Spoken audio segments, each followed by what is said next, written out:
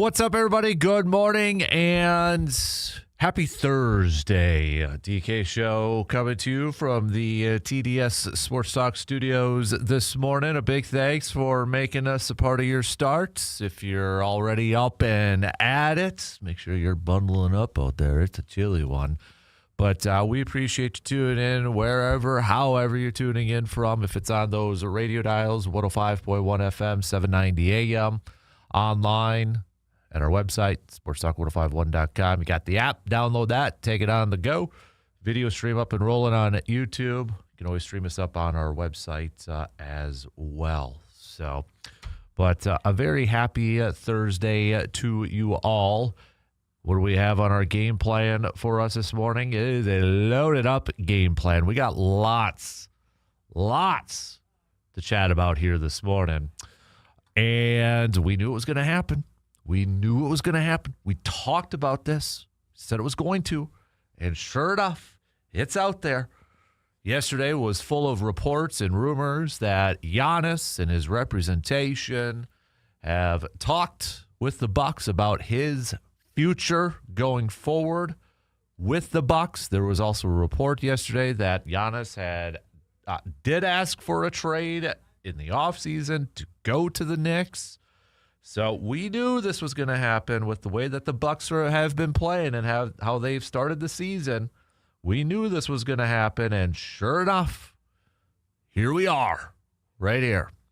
And so yesterday, last night, leading into the game, right before the game, Doc Rivers obviously asked about it and denied that Giannis has asked for a trade. He said he has never done that.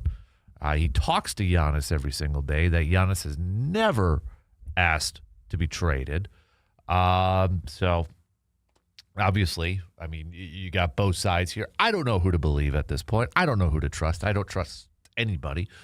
But yeah, obviously this is probably something you don't want the team to have to deal with, the players to have to deal with, especially heading into a game last night against the top team in the Eastern Conference record-wise, and the Bucks, a team that was struggling.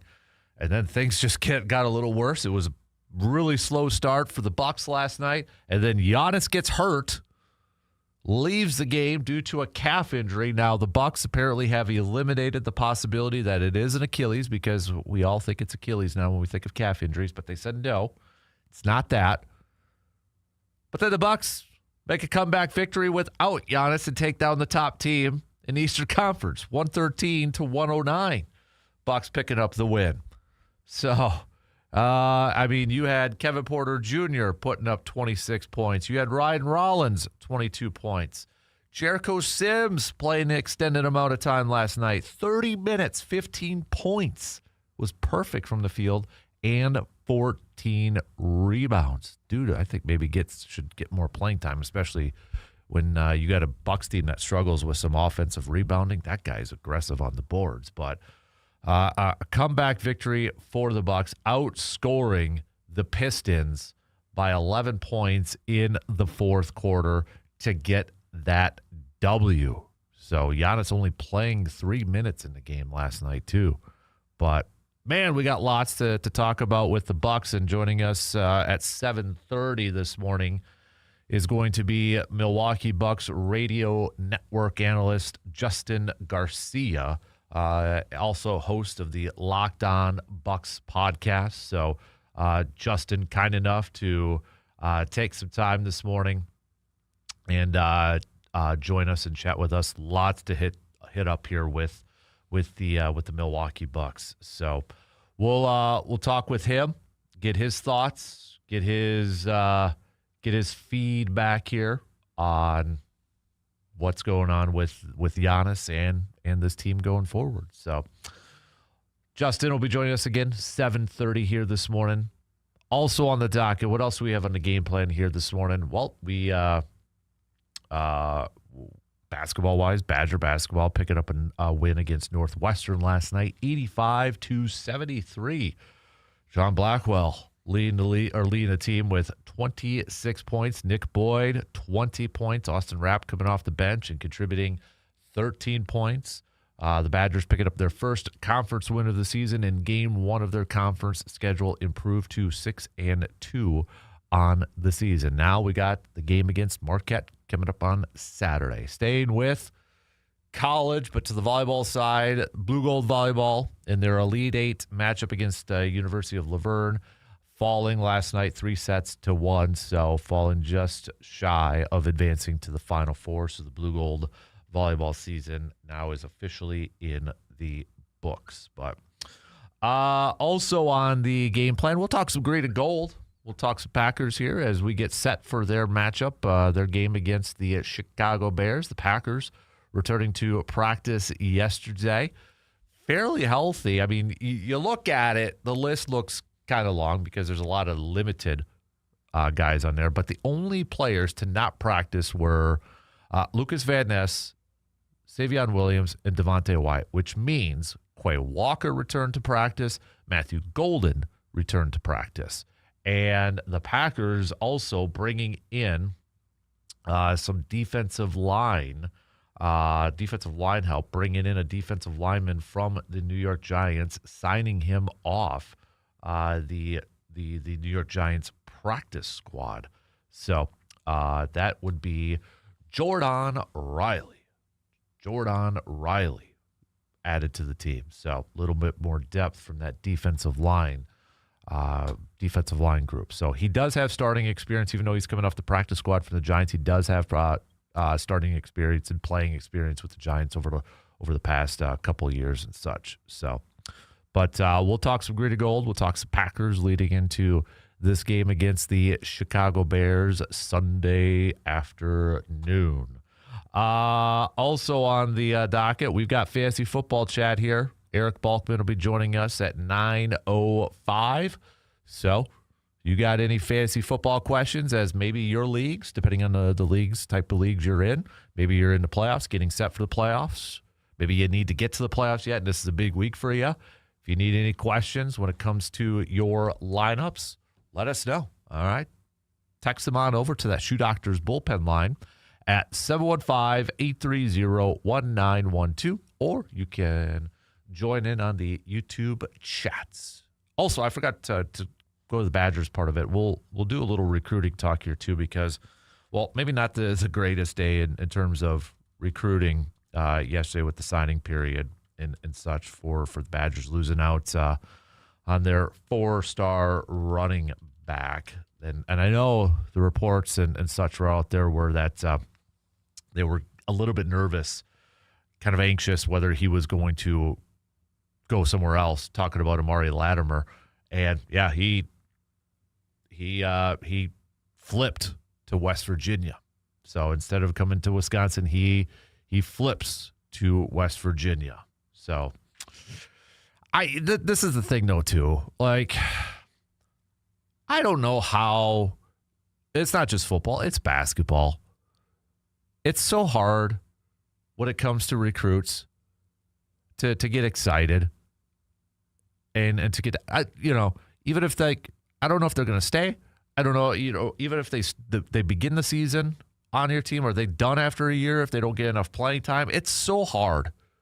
It's so hard now to get pumped up with recruits coming in and such. Because it's the NIL, it's the new wave, I guess, of college sports.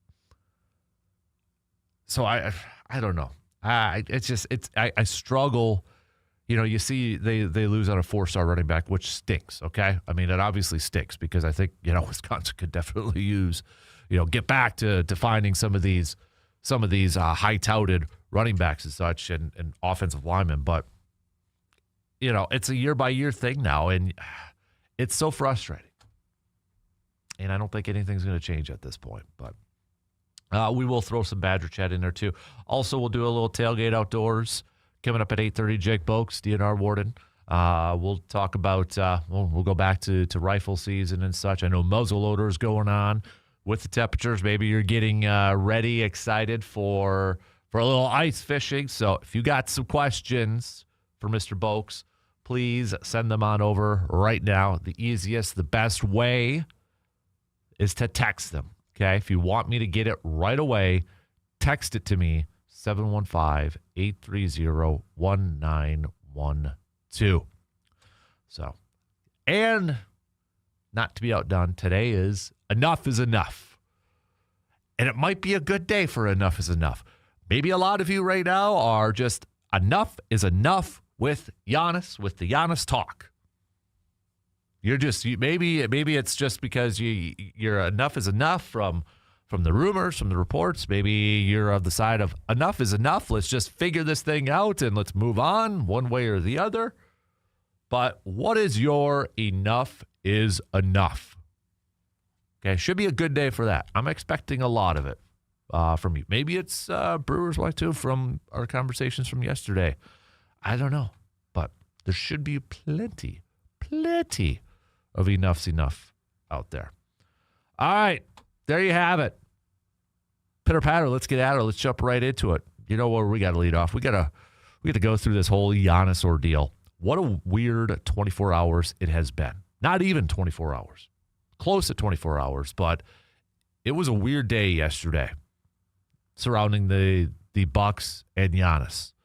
Let's try to recap it all, and I want to get your thoughts on this. Even if you're not a Bucks fan, an NBA fan, or a big fan, if you're a Wisconsin sports fan, I know you have thoughts on this thing and I think, maybe it's one of my biggest issues when it comes to the NBA these days is this constant talk about big-time superstar players constantly on the move.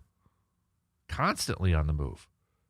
It's definitely one of mine. I'm as a kid, I was thinking about this yesterday. My kid, who is a Giannis fan. What happens if Giannis does get traded? He's already gone through it with his other favorite player, Dame, and A.J. Dillon and stuff. And I know football is a little bit different, but it's like when I was a kid and when I was a big basketball fan and NBA fan, I was heartbroken when my favorite player left my favorite team, Shaq. But that time it was kind of rare. It was just kind of beginning and such. But, 90s, 80s and such, we didn't see this much player movement. And now I just oh, man, is this going to make my kid not like the Bucks and maybe not like basketball anymore because he's just getting sick and tired of seeing his favorite players leave his favorite teams and that? That's the dad side of me coming in. But this is my issue a lot with sports, but specifically, kind of the NBA now, is this stuff about big-time players, whether it's because, it's a narrative out there that, it's small market teams, so these players can't be in small market teams, that's a perfect enough is enough. I'm sick and tired of that narrative. But even if you're not the biggest hoops fan or an NBA fan, I got to imagine you have some thoughts about the last nearly 24 hours about this Giannis stuff. So hit me up. All right. Shoot me a text and such. Let's take our break, and then we'll get things rocking and rolling here this morning. Leading it off, talking some Bucks, talking some Giannis. We'll be right back after these quick words.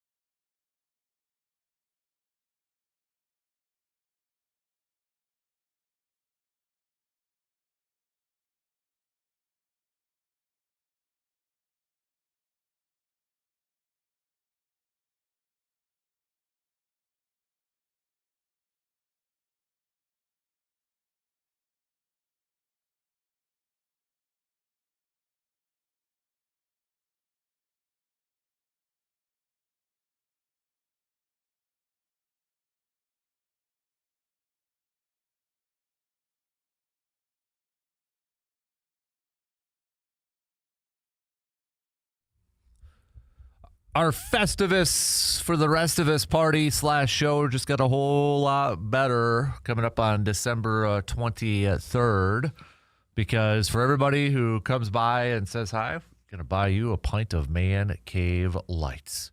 How about that? So, and then it's dollar mugs, $2 craft mugs from 6 a.m. to 10 a.m. It's going to be a fun time. Might want to take that day off if you don't already have it off. So hang out with us for our airing of grievances, our feats of strength. Should be a lot of fun for our final program for the 2025 year. VFW Post 305, located on Star Avenue in Eau Claire. All right, let's get the leadoff underway.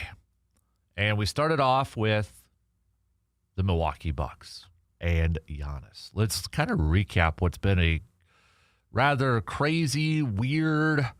I don't know what other ways we can kind of describe what's been going on here, but it was a newsworthy day yesterday when it comes to the Bucks.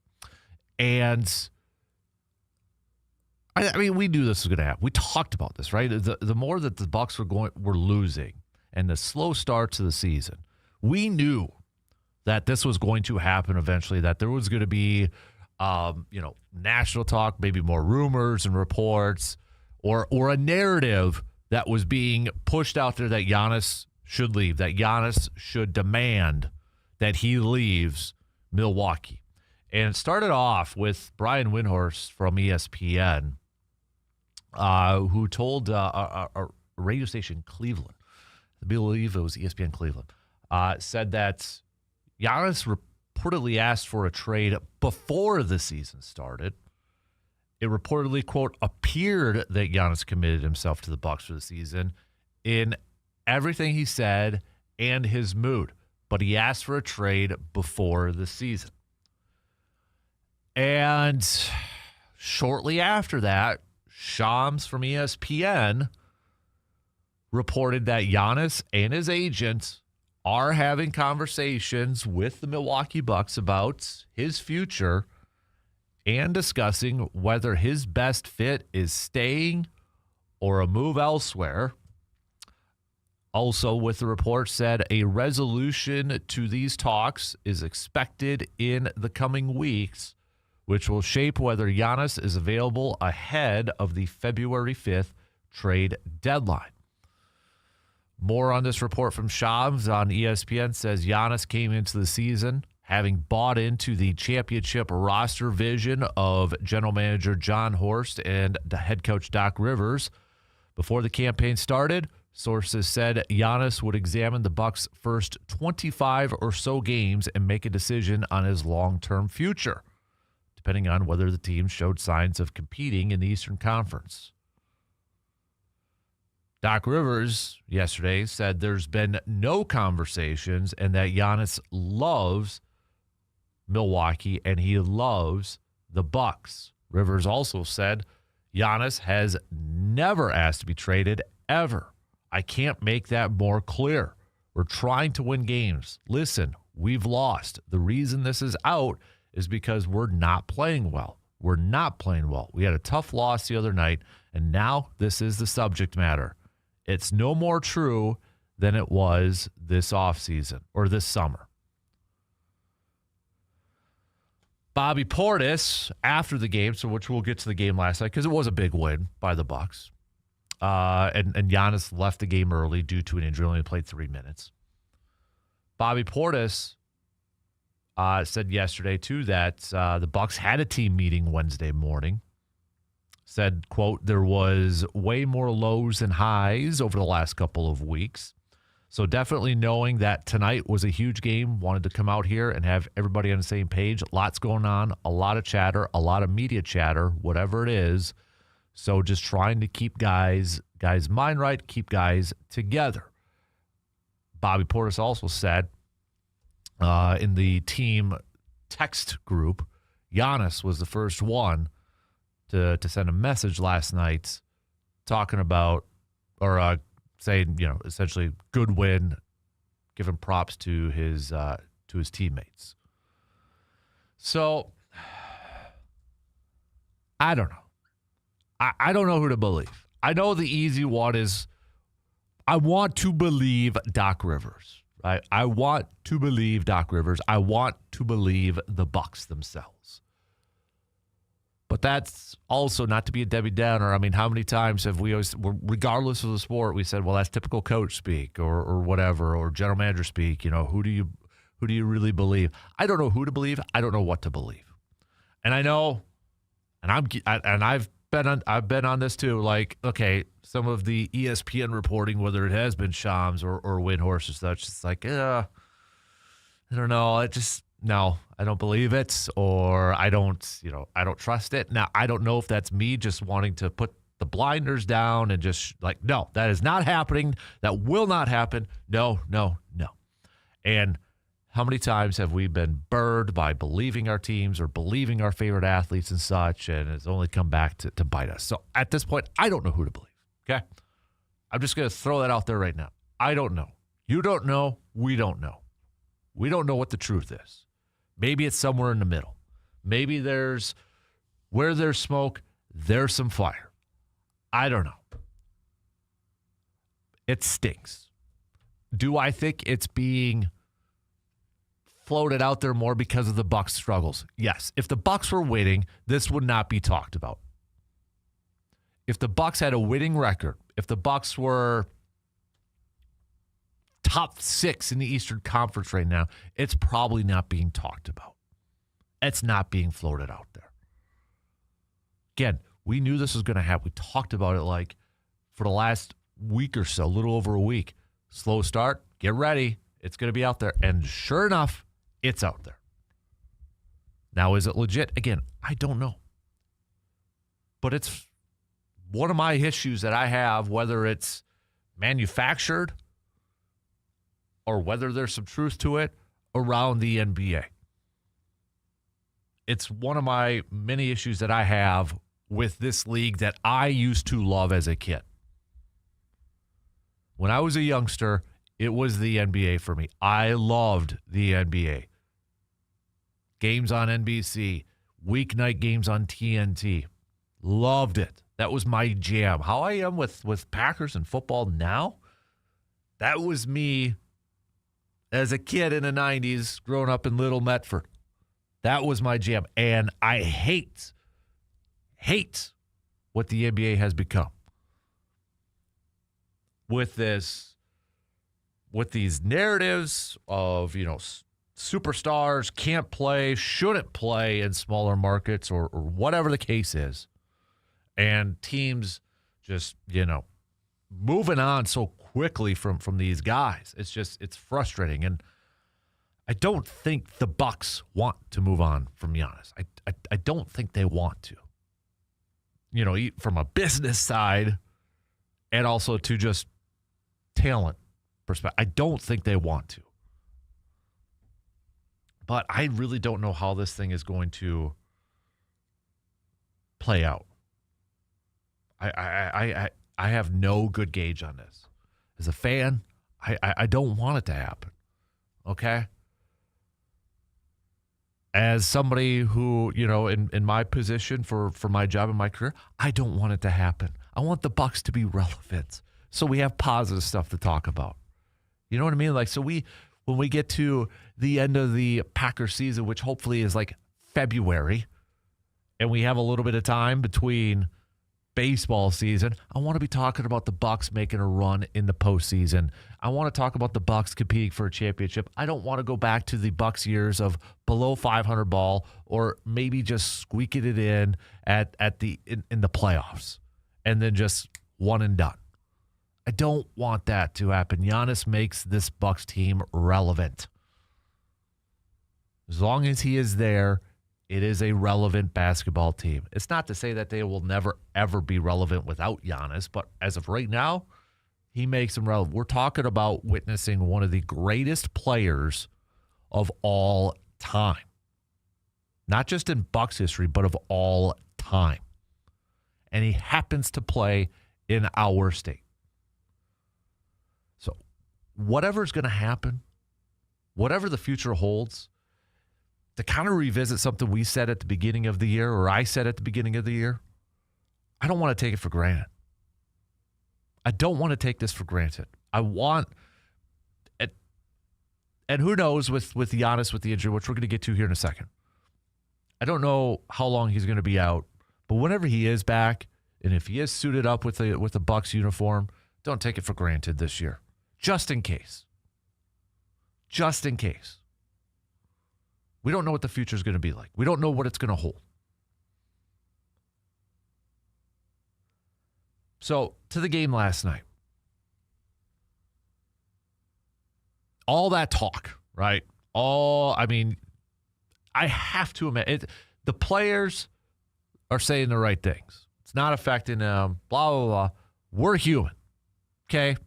They may do a better job of closing it out, shutting it out, ignoring it. And I think to be a pro athlete or to play at a high level, you have to be at a level like that. At a certain point or at a certain level, you have to be able to just shut out the noise. And some can do it way better than others. But it probably affects them. And then, how many of us are watching or listening to that game last night and that slow start? At one point it was 30-12, and you're like, oh boy. And then Giannis goes out 3 minutes into it. It's like, oh geez. It's like everything is just crumbling down in front of us. And then they start to climb back. They chip away. And in the fourth quarter, they outscore the Pistons by 11 points. They come away with a victory against the Eastern Conference's top team record-wise, with Giannis literally only playing 3 minutes. You had Ryan Rollins stepping up, 22 points.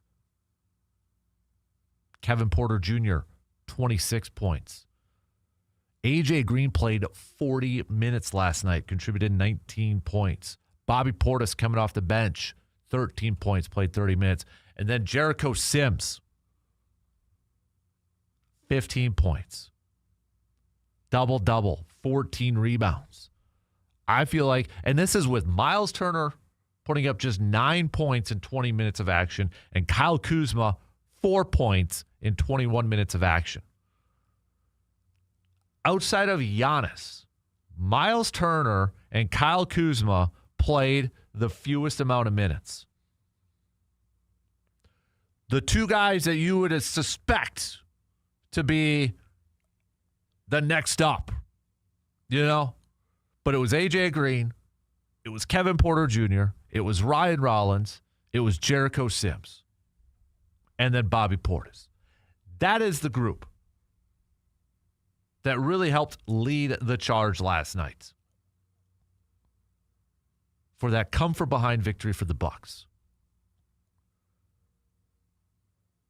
I hope, this is the hope now after having that type of win against a very good team in Detroit, without Giannis and without a ton of production from Kuzma. Again, I want to see this team now build off that. How do you build off that? That is the next question that this Bucks team has to answer. How do you use that momentum? How do you use that game to build off that and stack success? Is this a game that will maybe change around the season or kind of change this team going forward? You have to use that game last night. You have to use that momentum. I know it's only one game, but you have to use it to build off of now. That's what I want to see from this Bucks team. That's what I want to see tomorrow against the 76ers at home in Milwaukee. Bucks won't be favored in this game. They're coming off of a loss against the 76ers back on the 20th. But use what you did. Whatever you found yesterday in that game, build off that. And you got the Pistons again coming up here very soon too.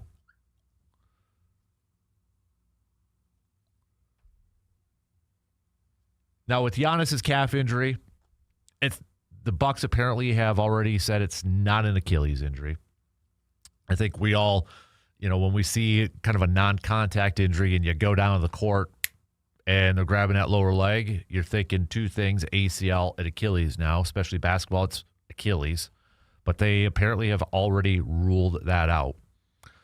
So how long is he going to be out? Don't know.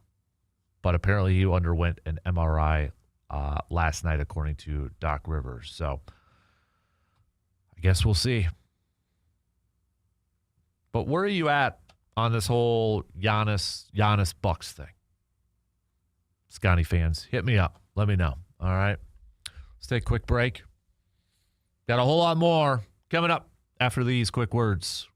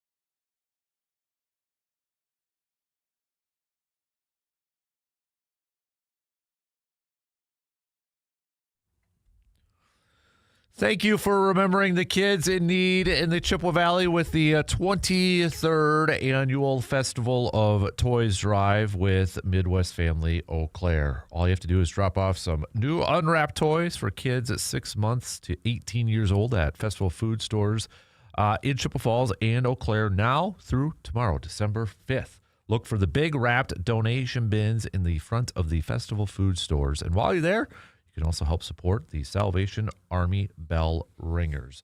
Thank you to our partners, Family Promise of the Chippewa Valley, Festival Foods, EC Moving and Storage, Window World, and Green Oasis Gardens.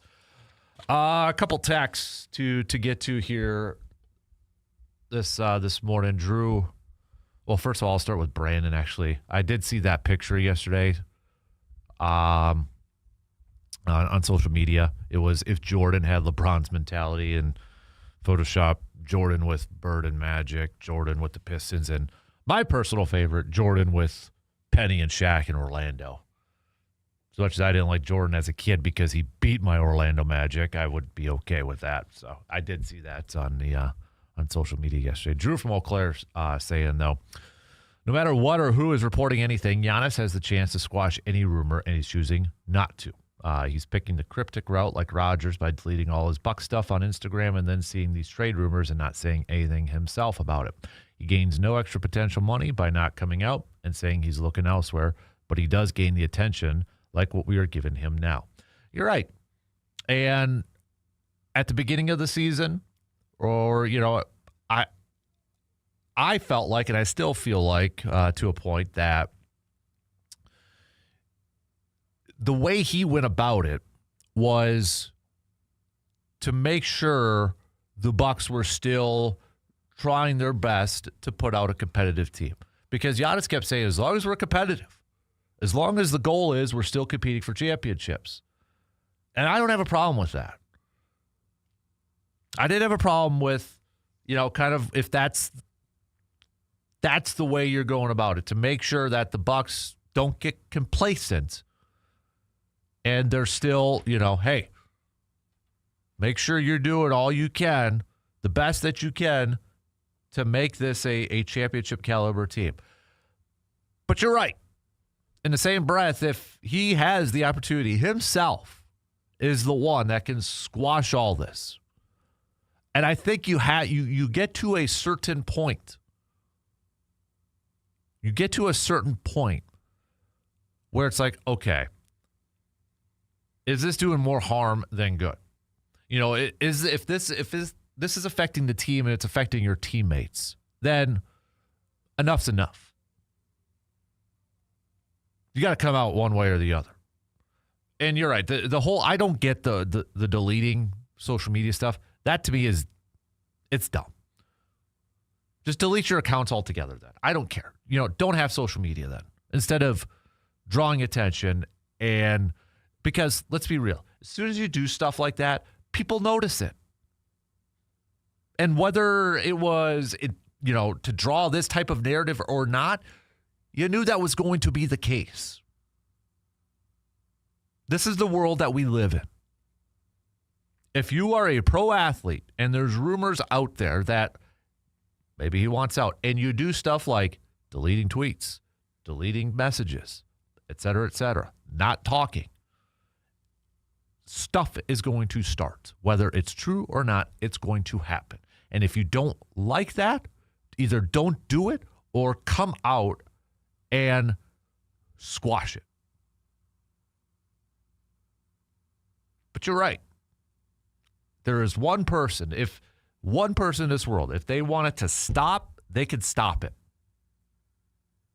And I don't know if that's still kind of the mindset, like I'm not going to because I want to keep the pressure on the Bucks to make sure that they don't become complacent and they still try to, build championship teams. I think that's fine. But I do think you get to a certain point where it's like, okay, we got to stop this one way or the other. Because if it's going to affect the chemistry, if it's going to affect the mentality in that locker room, and his teammates can say it doesn't. But again, they're human. We're all human. They do a better job of blocking out noise than a lot of us can. That comes with the job. But I guarantee they're going to be asked about it by the media. Last night they were getting asked about it. They got to answer for him. And they probably don't want to do that. They want to focus on their own game. They want to focus on results on the court. That's the last thing they probably want to be talking about. Hey, does your teammate want to leave you? Does your best player in your team want out? He doesn't want to play with you guys anymore? That's the last thing they want to be talking about right now. And I think if you want to be a leader, you gotta step up here and you gotta say something. Now maybe he is in private, like Kevin Porter Jr. said last night that Giannis has said that this is the team he wants to be on. And if that's the case, awesome. Perfect. Great. Okay? If he's communicating that within the locker room and they know that, awesome.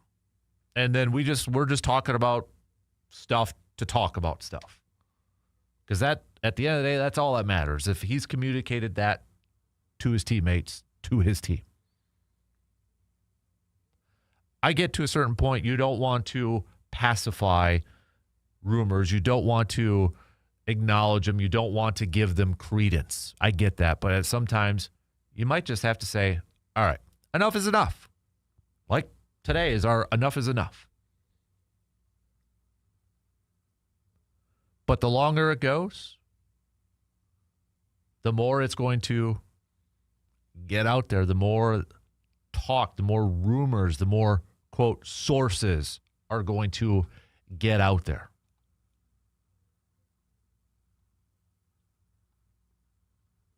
But one person can shut it all down.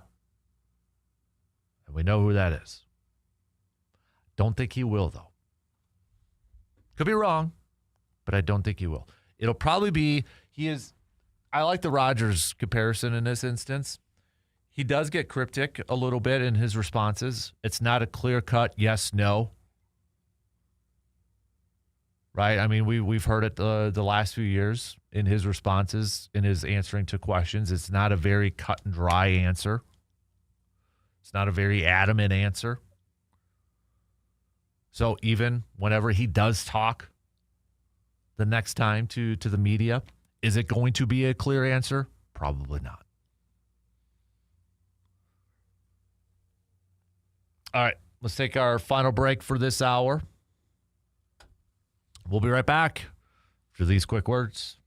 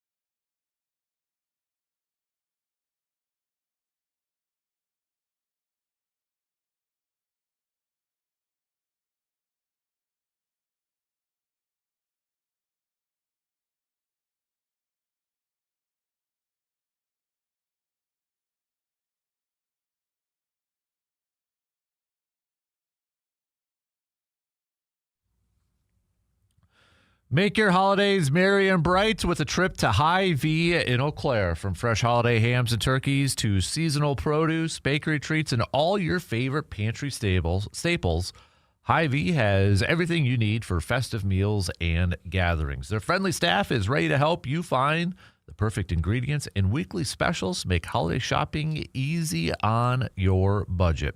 Hy-Vee in Eau Claire, bringing freshness, value, and holiday cheer to your kitchen this season. Got about 7 minutes to the top of the hour here, so send me your enough's enough.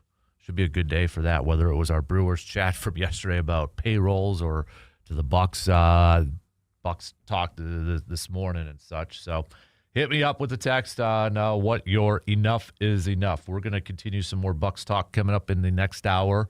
We got Justin Garcia, Bucks Radio Network analyst, will be joining us at 7:30. So we'll get his thoughts on the crazy 24 hours or so of not only Giannis's injury, the way the Bucks have been playing, and such. So plenty to get to here with Justin coming up at the bottom of the 7 o'clock hour. Also, 9:05. Don't forget to text in your fantasy football questions to Mr. Eric Balkman. Text them in now. We'll get to Eric at about 9:05. Also, 8:30, we'll do a little tailgate outdoors with DNR warden Jake, who will be joining us about 8:30. So, got any questions? Maybe with the cold weather and ice fishing season nearly upon us, maybe some muzzleloader stuff, whatever the case may be, let me know. Or text them now. That's the easiest way. That's the best way, is to get those on over via the texting line for Mr. Jake Bolks. So, let's and then we'll talk some Packers, and we'll talk some Packers Bears coming up a little bit later on. Badger wise too. Badger basketball, they picked up a win last night against Northwestern to pick up their first conference win, 1-0 in the Big Ten, a 85-73 victory. Wisconsin dominating in that first half, outscoring Northwestern 55-32. Only 30 points in the second half, though, to make it a little bit closer there. But, man, John Blackwell, last night, 26 points for the stud, 11 rebounds, too, so a double-double for John Blackwell. Nick Boyd, his backcourt partner, contributing at 20 points, and then Austin Rapp coming off the bench to contribute 13 points to lead the Badgers in scoring. You look at John Blackwell and Nick Boyd. It's only 8 games into the season, but these two guys practically averaging 20 points apiece per game. Blackwell's at 19.9. Nick Boyd's at 20.9. Blackwell's also giving you 6.1 rebounds per game. Getting way ahead of ourselves here. But when we get to tournament play in March, what is every tournament analyst, college basketball analyst say when it comes to the tournament? Guard play. Got to have guard play. Got to have backcourt play. Well, right now, you got 2 guards for this Badger basketball team, and John Blackwell and Nick Boyd, who are just straight up balling right now. I mean, straight up balling. I can't wait. Now, Big Ten, we know it's going to be a little bit more physical when we get really into the Big Ten portion of our schedule. We had one last night.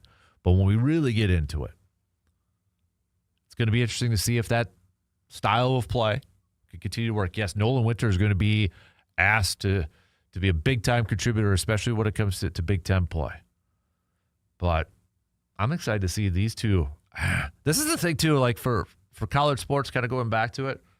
Wish we could have seen Nick Boyd and John Blackwell play for a couple years together, at least. It's going to be a 1-year run. That's kind of the approach now with college sports, I feel like. You just got to appreciate it by a year basis, because these kids, a lot of times now, they ain't sticking around. They're jumping ship. They're moving to a different university. They're going pro, whatever the case may be. Transferring. But, man, I'm talking about not taking it for granted. I'm going to enjoy watching John Blackwell and Nick Boyd manning that backcourt for Wisconsin for this season. So next up, now we've got that Marquette game coming up on Saturday. Badgers taking on Marquette. Right now, with how both these teams have started off their season, I don't see why Wisconsin shouldn't win this game. Marquette's off to a little bit of a slower start, 5-4, just squeaking out a overtime victory against Valpo. Wisconsin now 6-2. Wisconsin should come away with a victory in this one. Gophers last night, they picked up an upset win against 22nd ranked Indiana, giving Indiana their first loss of the season. So Minnesota on the board with a nice early impressive win to begin their season. So 73-64.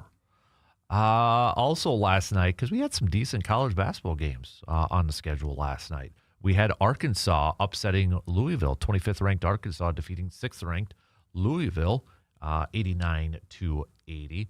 Iowa State just dominated last night too. So Alabama squeaking by Clemson. What else do we have over here in some of these other games? That was probably about it for some ranked games and such. So St. Thomas falling to Montana State. All right. So, but again, got Wisconsin Marquette coming up on Saturday. All right, there's the shot clock. 1 in already. We got 3 more to go, and it's going to be a busy final 3 hours. We got some news updates, and we'll be right back after these quick words.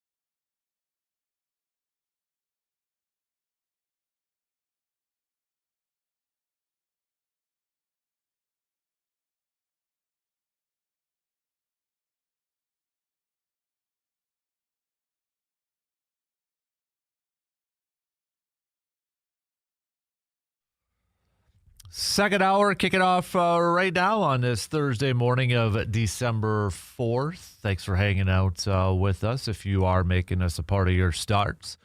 Got a busy couple hours coming up here. We've got Justin Garcia joining us at the bottom of the hour. Justin Garcia, Milwaukee Bucks radio analyst. So he'll be joining us. Lots to talk about with Giannis, with the win from last night and such. I know we spent the first hour talking all Bucks. So Justin Garcia will be joining us here in about 25 minutes or so. So we'll get his take on everything that's been going down for the last 24 hours surrounding the Milwaukee Bucks. And right after that, we'll have Jake Boaks on answering your outdoor questions. And then right after Jake, we've got fantasy football with Mr. Eric Balkman. So if you got any fantasy football questions as we get set maybe for your leagues with some playoffs coming down the wire, maybe you're trying to clinch a playoff spot with your fantasy football leagues and you need some help with your lineups, text those on over right now to the Shoe Doctors bullpen line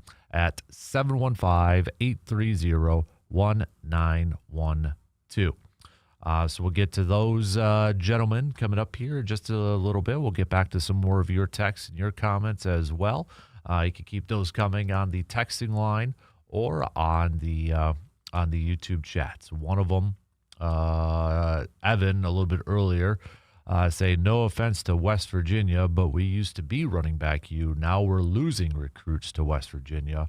Oof. Yeah, we talked a little bit about that too. Not a great day yesterday in terms of football recruiting for football with their 4-star running back flipping from Wisconsin to go to West Virginia. So we'll hit that up. We got a little Packers chat coming up a little bit later on here too. Also, in case you missed it, Blue Gold Volleyball did fall yesterday in their Elite 8 matchup against Laverne University. So falling just a bit short of advancing back to the Final Four. Still a fantastic season for Blue Gold Volleyball. UW Oshkosh, they did advance to the Final Four, so they'll be in action today to see if they advance to the national championship, which will be played on Saturday. So, but congrats again to our friends at the UW Eau Claire Blue Gold Volleyball program for another very, very successful season.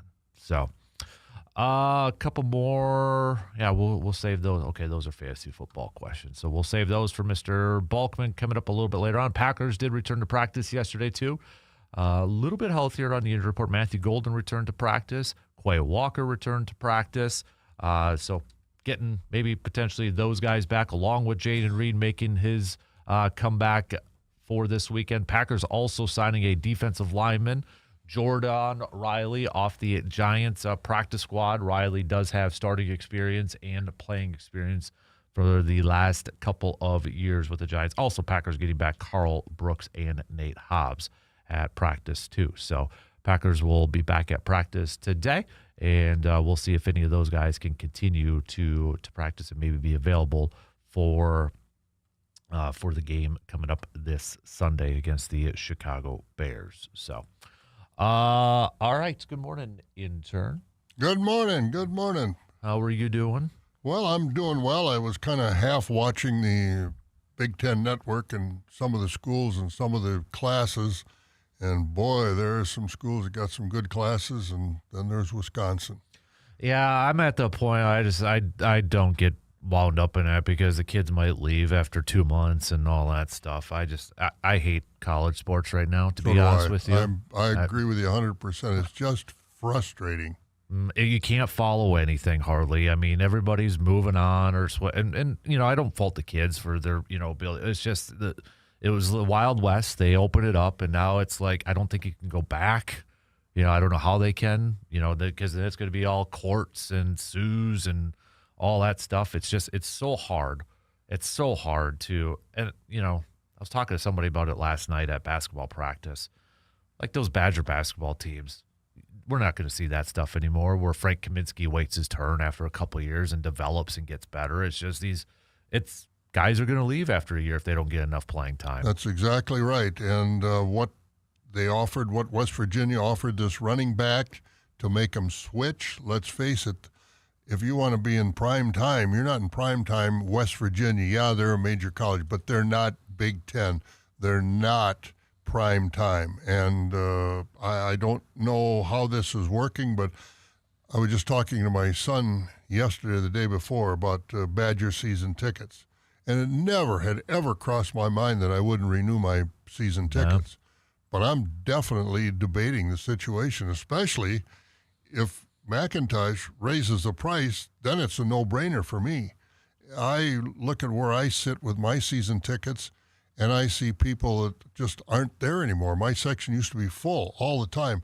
Now I can stretch out just about any week I want to. I put my legs over the seat in front of me, and this Badger football program, it's in tough shape. Yeah. It really is. And I don't know if we can say it's at a crossroads, but I looked at Iowa. Iowa has at least 6 or 7 4-star recruits coming in. Which school? Somebody flipped like a tight end from Wisconsin at the last minute. I don't know if that was Iowa or who it was. Flipped another tight end from Wisconsin, a 4-star recruit. I mean, Wisconsin, I don't know how Fickell's recruiting. I don't know what kind of an assistant coaching staff he has to be on the recruiting trail. I don't know what they're offering or not offering these players.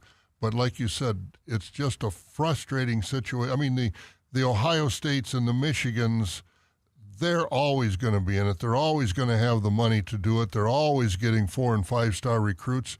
You know, if Wisconsin gets 1 or 2 4-star recruits, you figure that's a successful recruiting year. Well, Iowa, why is Iowa any better than Wisconsin? They got, I think if my memory serves from yesterday, they got 6 4-star recruits.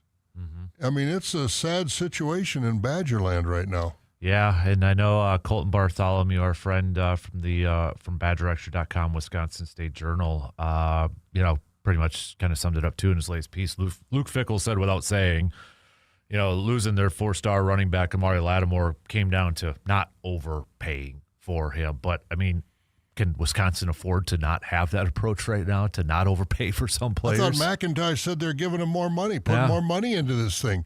And, it starts with a quarterback. Mm-hmm. And I don't know if they can't identify a quarterback. It's been a long time since Wisconsin's had a difference maker at quarterback. And we certainly didn't have one this year. We saw 4 guys play quarterback. And can you say any of them are difference makers? No, I don't think you can. We don't know about Carter Smith. Now, if he can throw the ball, if he can learn to throw the ball, and if they can get any receivers, and I don't know what they got in the receiver lineup as far as maybe some transfers coming in or recruits coming in.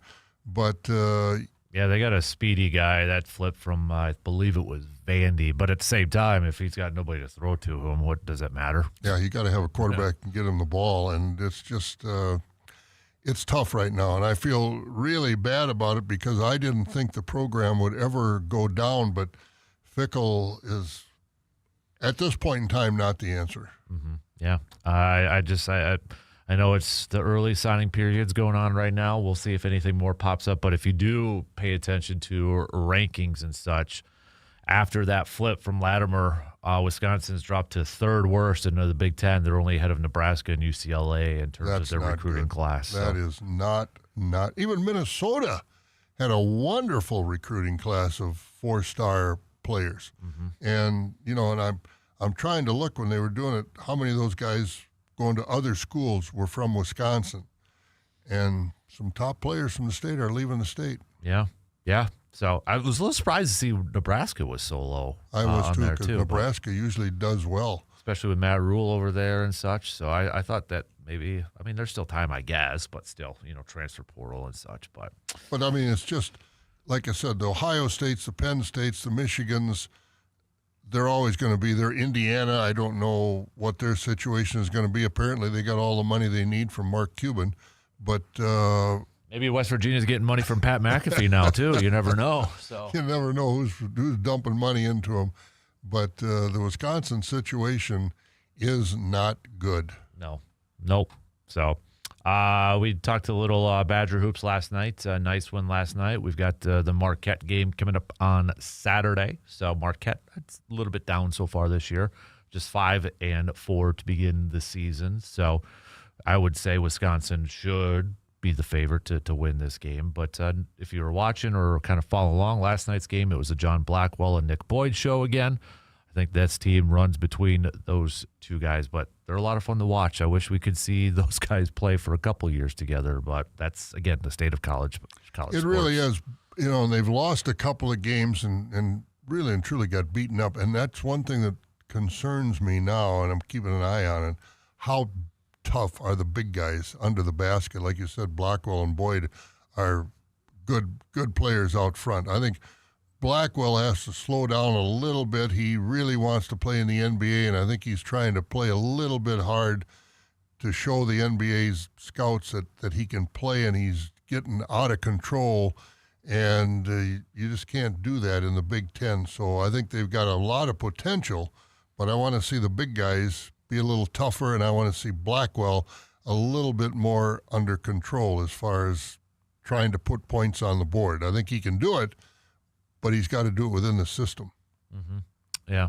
So, all right, let's take a quick break. We'll talk some more hoops and such as we get set to welcome Justin on the program here at the bottom of the hour. But if you want to give us your thoughts on the whole Giannis and Buck situation from the last 24 hours, let us know. Hit us up with a quick text, 715-830-1912. We'll take a really quick break, and we'll be right back after these few words.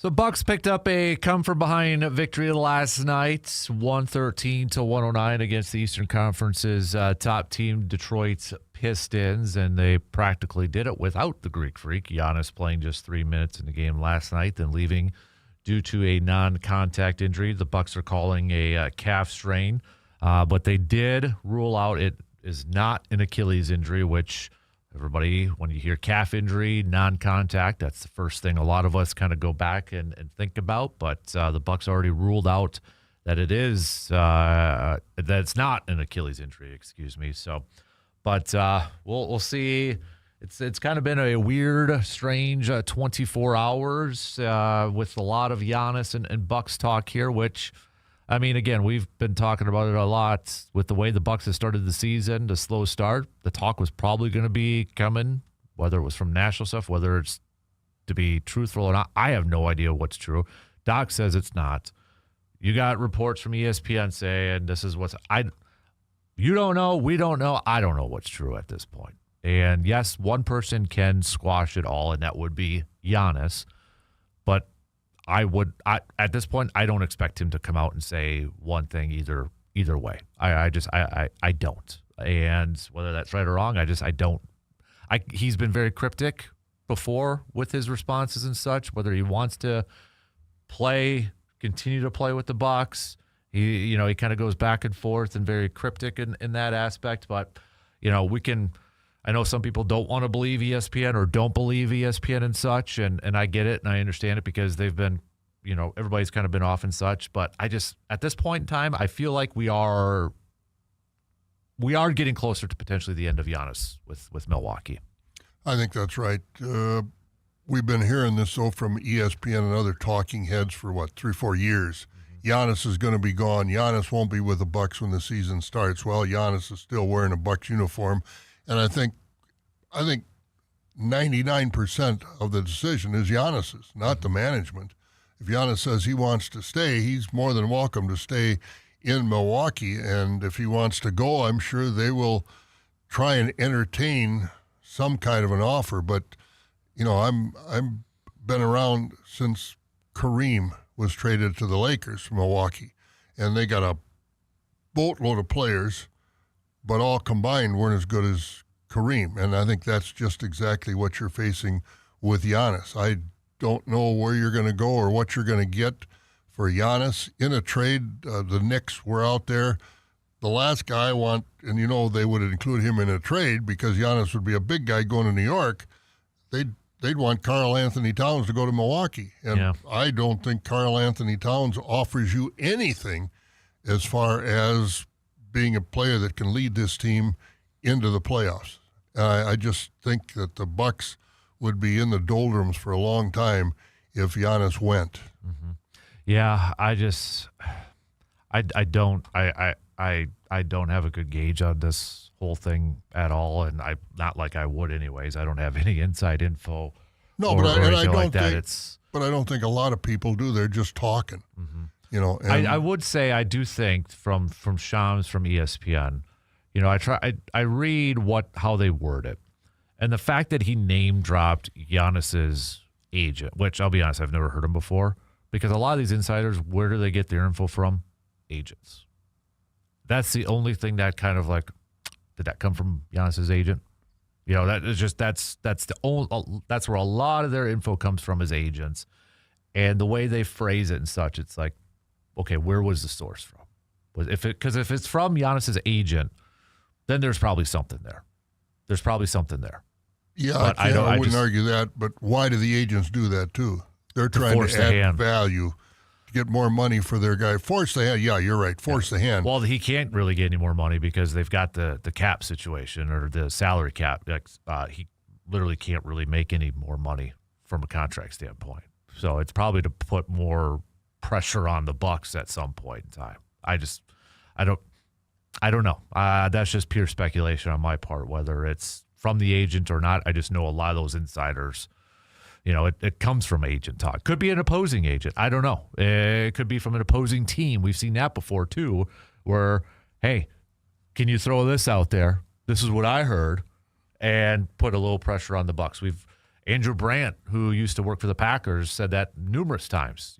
Other agents or teams would say, hey, can we use you to kind of force the issue? And he said, if it makes our opponents have to spend more, yeah, go ahead. Go ahead and throw. It's a weird game that gets played outside of the court. It's a weird game, and, right now, the fans, to me, are the losers. Oh, yeah. Be it college sports or pro sports like basketball now with Giannis. I mean, the fans are the losers. We spend good money, invest our time and talent into and our wealth, whatever it might be, into these things. You're buying Giannis uniforms or jerseys, and you spend money on tickets, and the fan is the loser as far as I'm concerned, and that's the problem. It really is. It never was that way before. No, and that's kind of what I was, I was putting my dad hat on and thinking about this last night.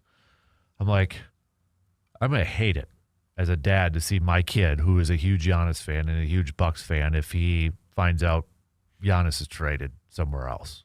Because I grew up I wasn't around with Kareem and such, but, I grew up 90s, 80s. Like, I loved the NBA, and it was very rare to see, like, I was a huge Shaq fan, and I was heartbroken when he was traded from Orlando to the Lakers, and that was kind of the beginning of such. But yeah, that really was.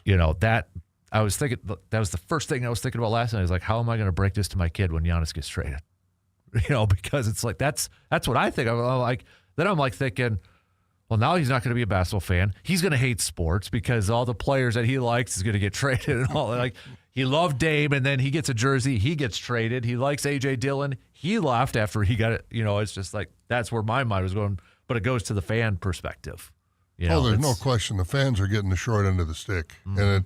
And when the fans are going to say enough is enough, as far as, like I just mentioned earlier, if McIntosh raises the ticket prices for football, I'm out. Yeah. I'm out. I'm not going to put up with it. I'm not going to spend the money to drive to Madison, do what you need to do to go to the game, and then come home and sit and watch that product. Now, thankfully, they beat Washington and Illinois at home, so it did make for a decent, they split at home.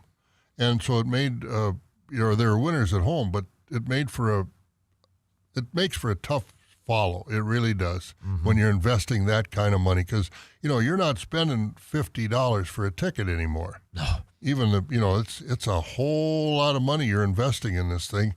And when is enough? And when are the fans going to have enough? You don't see it happening. Yeah. Although Camp Randall wasn't as full this year as we saw, and every year since Fickle's been there, it's been a little bit less. And boy, with the announcement of these recruiting classes, the enthusiasm for Wisconsin football isn't increasing at all. No, not at all.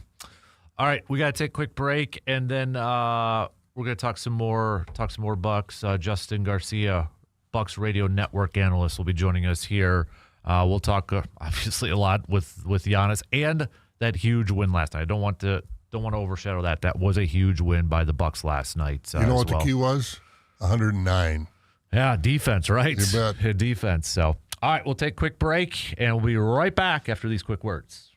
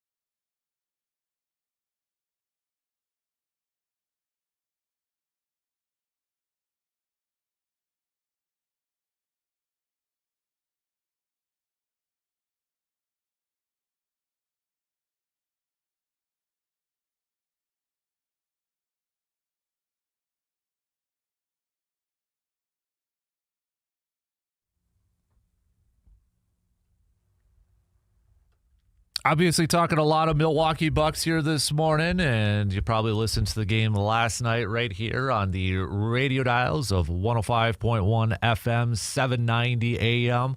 Nice come-from-behind victory for the Bucks against the Detroit Pistons. And it's been kind of a crazy 24 hours, a little less than 24 hours in the Milwaukee Bucks world. And to help us kind of break it all down and talk about what it's been like, Justin Garcia, Milwaukee Bucks radio network analyst, is joining us this morning. Justin, thank you for taking some time here this morning and chatting with us up here in Eau Claire in the Chippewa Valley.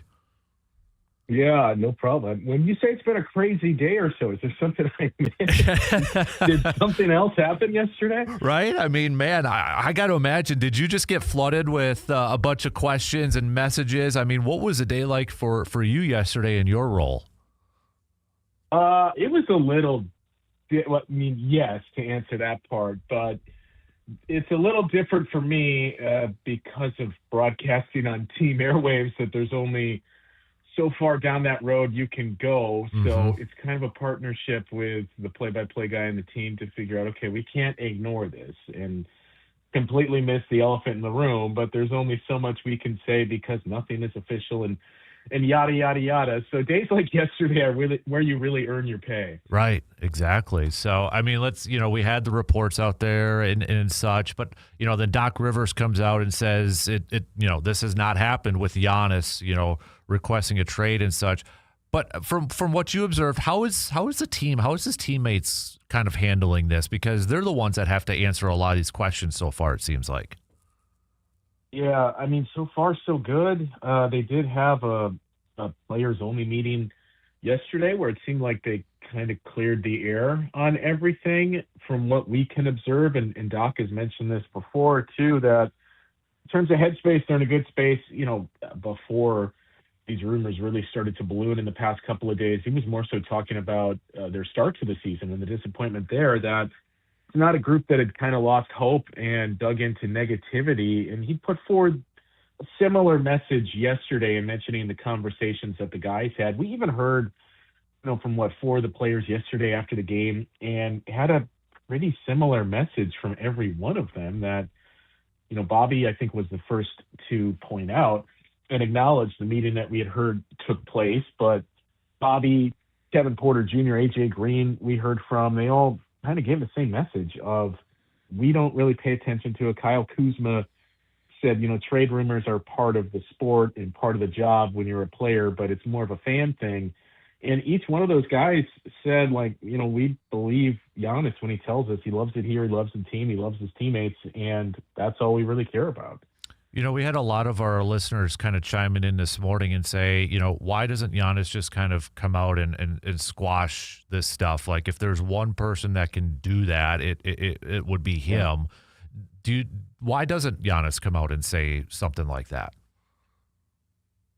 I don't know, and that's the toughest part to kind of gauge in all of this, because to that point, if you wanted the chatter to end, then you could just come out and say it. So it does kind of lend to the where there's smoke, there's fire. It's going to be a very fascinating day, I suppose, where you're right back in the same spot of 2 weeks ago, when you're just waiting for the results on what was going on with Giannis's groin that we thought at the time. And it felt like you dodged a bullet there, that it was only a 1 to 2 week timeline. So now to see what comes from this, it could be monumental for the franchise. I don't want to overstate it, but if he's going to miss significant time, that starts to change your outlook on the season. And I think the one underlying positive for the Bucks is, if that is in fact the case and your expectations do start to change on this season, if there is a season for them to do that, it is this season. And that's taking all the Giannis off the court stuff out of it, because the New Orleans Pelicans are really bad right now. And the Bucks pick next summer is a pick swap with the Pelicans, which the Hawks actually own. So if you are both bad, there's not this concern of, well, if we're bad, we're giving the Pelicans and now Hawks a really good pick. Pelicans are bad too. So if this ends up being a long-term injury and your play on the court suffers dramatically, you at least don't have to worry about losing a good asset in your pick. And that's something this team has not had for going on a decade. When you think about drafting in the late 20s, mid 20s, or not drafting in the first round at all, there is a potential scenario where the Bucks could have a lottery pick and one that's in the middle or high in the lottery this summer. Interesting. I never thought of it that way too. So, I mean, to the game last night then, Giannis, 3 minutes of action in calf strain. I know Doc said last night he was going to undergo an MRI, or was at that point. Have you heard anything? Has there been anything out there that's been released about what the results have been like so far with that calf strain, I should say? No, we haven't seen anything yet. And I know Doc last night did rule out that it was an Achilles, or said that the team was able to rule that out, although noted there's no MRI. I think at the time that Doc was speaking, Giannis was already at the hospital and they were undergoing testing, and he was going to get an MRI very, very late last night. But there is a test they can do. I don't remember what it's called, but any physicians listening would know there is a test you can perform that basically gives you an instant, okay, this is probably an Achilles. We need to test further, or we don't feel like it. So I'm assuming that's what was conducted in the locker room or at the hospital, and they got their messaging. At least it's not an Achilles in the absolute worst case scenario. But I think everybody's just kind of going to be on eggshells here until you get the update on what it is. And in many ways, it kind of, this was a hybrid in shades of Dame's Achilles and Giannis' soleus strain, because it happened at basically the same spot on the floor where Giannis went down with the soleus injury a couple of years ago. And his body language was almost identical to what we saw from Dame last year, when couldn't get up on his own, sat there, motioned to the bench, and just kind of chuckled and knew that something bad happened. Mm-hmm. Yeah, I saw that image. Somebody on social media put like that side-by-side picture of Dame and Giannis, and you're right. It was like kind of freaky to look at that. So yeah. Last night's game, so we saw, Kevin Porter Jr., Ryan Rollins, but Jericho Sims too, a double-double for him. Do you think the Bucks need to play Jericho Sims a little bit more going forward? Because he seems like the team's best offensive rebounder too.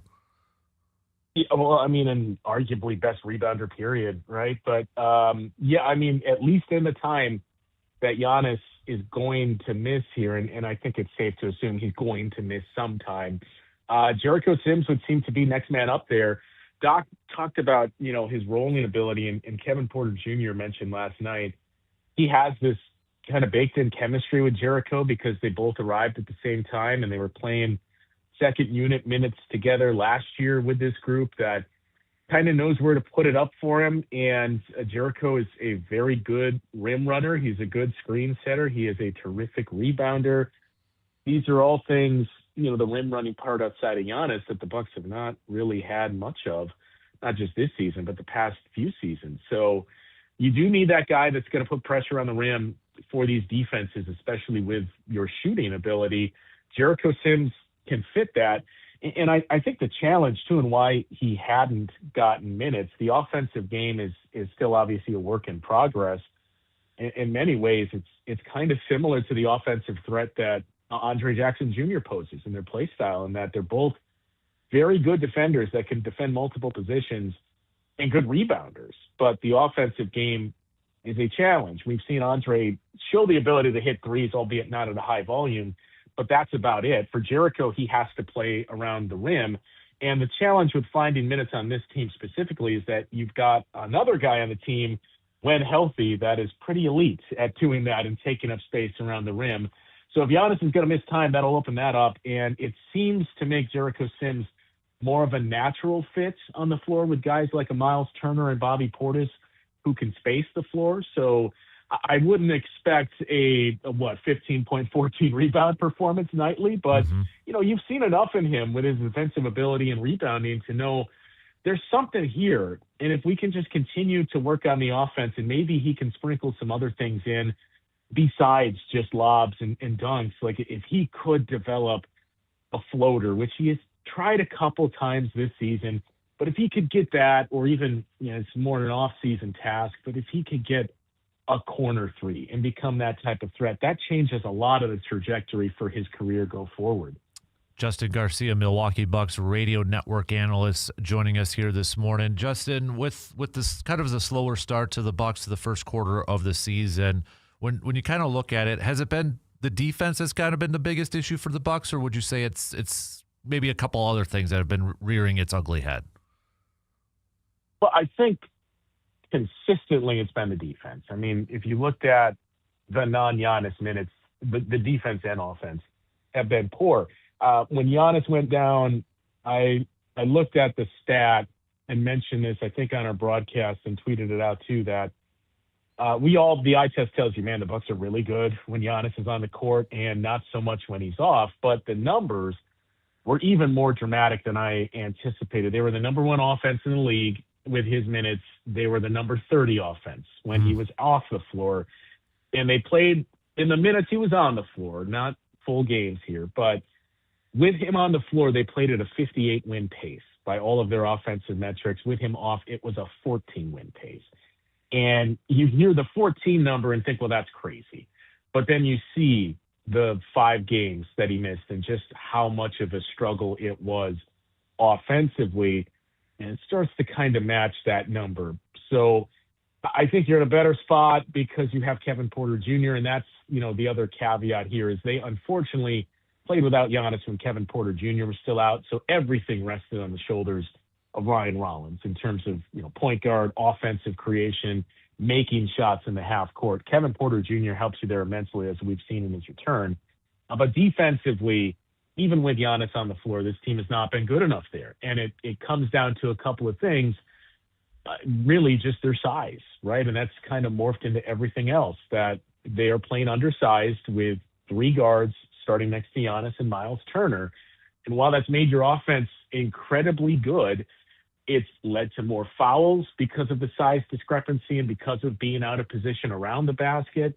And it's led to a massive offensive rebounding rate for your opponent. So if you're going to give your opponent more opportunities and more shots at the basket, with how efficient offenses are today, they're going to score a lot of points. And that's what we've seen with this group. Last night they rebounded. Last night they didn't foul. They matched the Pistons in free throw makes and actually +1. And I think it was relatively close in attempts, which has been out of whack for this team all season long. So the defense is the bigger thing. And I don't know that there's an easy fix for it because of the personnel that they have. So it's going to have to be finding diamonds and finding guys that give you impacts, and how do you utilize them in the right spot, like a Jericho Sims, like potentially an Andre Jackson Jr. if a Giannis injury opens the door for him as well. How would you assess the first quarter of the season for Miles Turner so far? It's been inconsistent, I guess I would say. And, I don't know whose feet that lays at. I think when you watch Miles Turner in these games and you go back and jog the memory of Miles Turner play against the Bucks, you do notice, I remember him being used a little differently with the Pacers, and he was more of a screen setter, and a lot of those mid-range shots around the free throw line that he would kill the Bucks on. And I understand those are not efficient shots, but also if it's something that you're comfortable with, you go back, already 6-7 years ago when Chris Middleton lived in that area, and when Mike Budenholzer arrived, he wanted those shots eliminated. We only want dunks, layups, and threes, basically. And that was a tough transition for Chris Middleton. And it took about a year and a half before Bud kind of acquiesced and said, okay, let's meet in the middle. I don't want you to only take these shots. You do need to take more threes. But if this is your comfort zone and this is something that's going to get you going on other places around the floor, then you can take some of those. I don't know that that's been the message to Miles, to be clear, but it does feel like that's one of the things that's missing. And even getting him more touches at the rim. Obviously, if you don't have Giannis, or if you do have Giannis, that's going to take away from some of those. So, think about how he played against the Miami Heat. Not necessarily the point output, but just his shot profile. I think that's what we all envisioned. And I do wonder if it starts to drift towards that now because, number one, like we said, you have to assume Giannis is going to miss at least some time. And, Miles has the ability. I'm not saying he can be your leading scorer or should be, but he has the ability to be a consistent secondary or tertiary offensive threat. So to just get him going there and get him back in his comfort zone, I think it's huge for this team on both ends of the floor, because it's also no coincidence.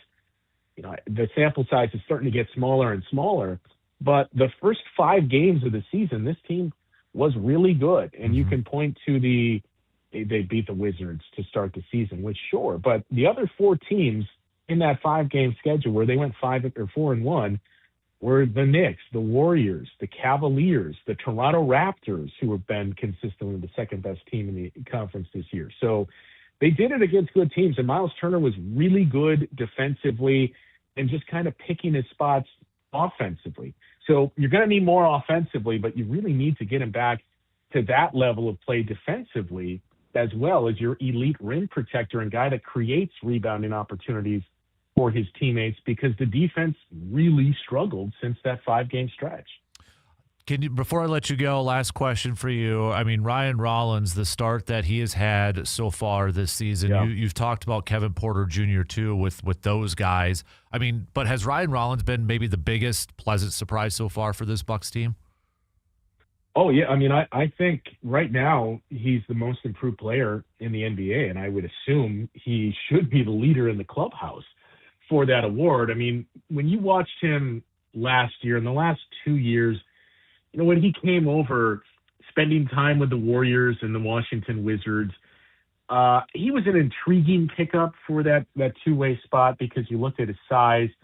And I know some draft analysts like Sam Vecini of The Athletic from day one, going back to that draft that Ryan was in, was incredibly high on him and had him rated as a first-round talent because of his length and defensive ability, but he can score at 3 levels. So he can hit threes, he can score in the mid-range around the free throw line, and he can get to the rim and finish in the paint.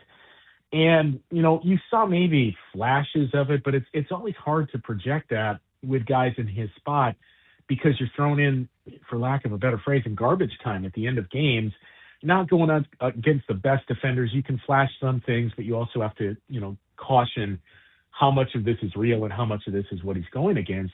Last year, when the injuries came and you had to give him more and more minutes, you think back to how electric he was in that Raptors game, which he also suffered the shoulder injury in. And you really started to see more and think, okay, at the very least, I think we got a rotational piece in this guy.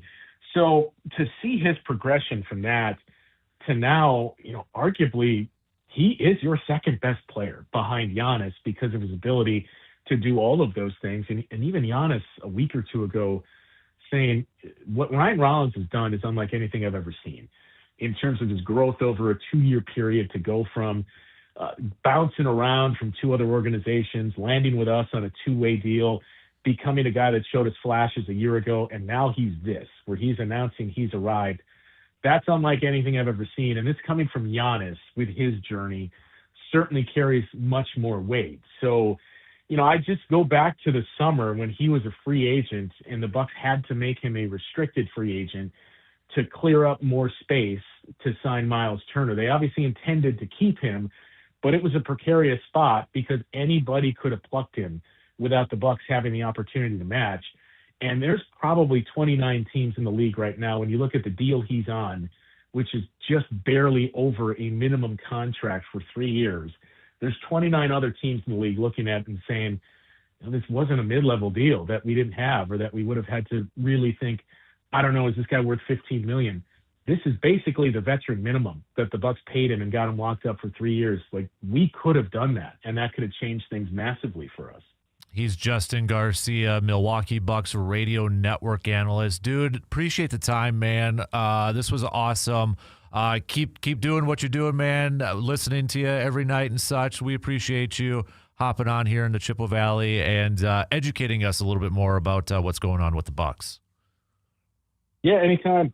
Awesome. Appreciate it. There you go. Justin Garcia, again, Milwaukee Bucks radio network analyst, joining us here this morning. Let's take a really quick break, and we'll be back to wrap up the second hour. I'm already losing track of time here. Second hour coming up after these quick words.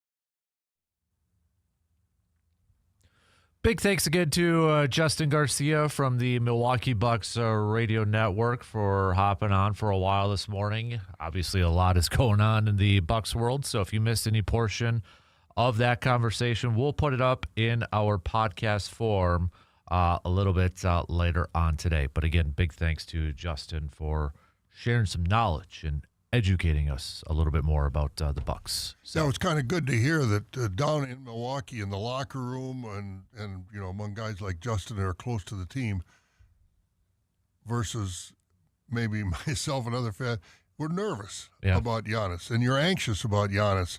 And they seem very controlled, and the players, you told me, Kevin Porter said, Giannis said he wants to stay. And so those closest to it seem a lot more relaxed about the Giannis. Not that it can't change in a minute, but they seem more relaxed about the situation than, say, folks like me out in the hinterlands. Well, I mean, I'm the same way, too. It's like, we hear Doc Rivers, say he has never asked this, but how many times have we been fooled before when it comes to the sports world? And I think that's why we're always kind of gun shy or, on edge with everything. Like, can't believe anything. I mean, we're also Packers fans, so we've gone through a couple things with our quarterbacks too, and some of the great quarterbacks there too. So, yeah, I don't know. So I guess we're in a wait and see approach. But yeah, he made a point too. Depending on how severe that injury is too, that really changes the landscape of everything. I mean, if he's going to miss a lot of time, no team's going to trade for him. No, they're not going to give up much. No, so I mean that potentially changes a lot of things for the Bucks, not only for trade stuff, but like you mentioned too, just how the rest of the season's going to go. And you watch the way Giannis plays. He plays to his length. I mean, he takes big steps, and he's always extended the way he plays, and that kind of lends itself to those kind of injuries that, if you get undercut or if you take a long step and you roll your ankle or something. The way he plays a lot different than other big guys. I mean, he's really extends himself, and he seems to be prone to that sort of stuff because of the way he plays, which is hard. He plays hard. Yep. All right, we're at the halfway mark. It's halftime. We got some news updates. Jake Bulks will be joining us in about 20-25 minutes. Get those hunting, fishing questions in. WAYY Eau Claire, W286CK Eau Claire, Sports Talk 105.1 and 790 AM. From the 715 Newsroom, it's your news done differently with Morgan McCarthy. Well, good morning. Here's what we're learning today. We'll start with headlines that put us in the courts and sentencing now being ordered for a Western Wisconsin man convicted following an officer-involved shooting that happened here in Eau Claire. Thomas Burbick was shot May 25th of 2024 when an officer responding to a disturbance call says the defendant pointed a handgun at them. Burbick recently pleaded no contest to charges including failure to comply with an officer's attempt to take a person into custody and has now been sentenced. That's a 1.5 years in prison with a gavel drop. Well, a man who fell through the ice, this time in Buffalo County Lake, is recovering from minor injuries. 71-year-old Daniel Keller went into the water near Spring Lake boat landing. 2 people were standing by there and were quick to rescue him as he continues to recover from that fall. Well, we'll talk funding and some of that effects here in our area. There's a company that's receiving a grant from the Wisconsin Department of Ag, Trade, and Consumer Protection. As DADCAP announced, 6 companies will receive Buy Local, Buy Wisconsin grants aimed at helping grow the local food economy. A couple of areas that you may recognize near us, Ranch Brand Meat Company of Chippewa Falls on that list. And not far from us in Gilmanton, Sacred Blossom Farm also on that list as they hope to use that money to improve access and awareness for Wisconsin-grown herbs, as well as expand distribution, education, and then outreach for some locally grown herbal teas. So now you have the tea on that grant money. You're probably well aware of the ugly sweater trend for Christmas, but now, what if you wrapped your whole house in one of those big old tacky sweaters? According to House Beautiful, holiday decorations this year are going tacky. They say the uglier the better. To be on trend, reach for full-on 70s metallic ornaments. Everything mismatched, rainbow lights, and tinsel. Lots of tinsel. The thinking behind this year's tacky Christmas trend is a throwback to nostalgia of our childhood. Simple, colorful, no rules, and somehow it could be just right. I'm Bree Tennis. And Kasper's been drawing some ideas for new merch, and he wants to go Zubas and crop tops for dudes. Said there's really only one rule for the 2026 merch line for Sports Talk. The uglier, the better. For Sports Talk 105.1, I'm Morgan McCarthy. It's a frigid start to our Thursday as many spots are starting out at least a few degrees below zero, and that is coming with even colder wind chill values, so you do want to make sure to bundle up as you are heading out the door. Otherwise, for today, we are going to have sunny to partly cloudy skies. Not much improvement, high temperatures only in the low teens. For tonight, mostly cloudy, a snow shower possible late. Temperatures slowly rise overnight, and then tomorrow a chance of light snow. I'm 13 First Alert meteorologist Eric Balkman.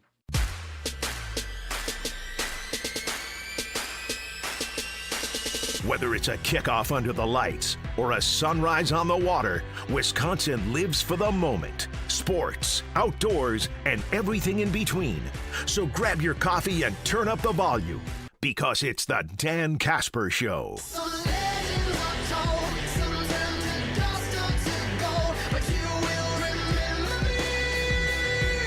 All right, halftime's over with. Back for the third hour to kick it off right now at the bottom of the hour. We're going to catch up with Jake Boakes, Conservation Warden for the state of Wisconsin. If you got any questions, please text them on over right now, 715-830-1912.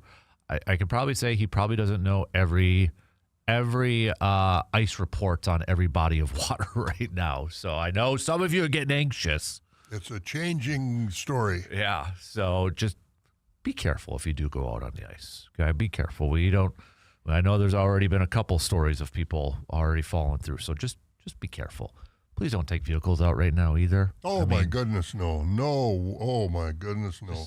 Let's not do that. So, but if you have any questions, please text them over right now to our Shoe Doctors bullpen line, 715-830-1912, along with any fantasy football questions you may have. So I know we talked a lot of baseball yesterday too, with winter meetings kind of coming up here and such. So the hot stove season's about to begin here. We've gotten some contracts being signed and such, but who's going to get the most, do you think, in this free agent class this year?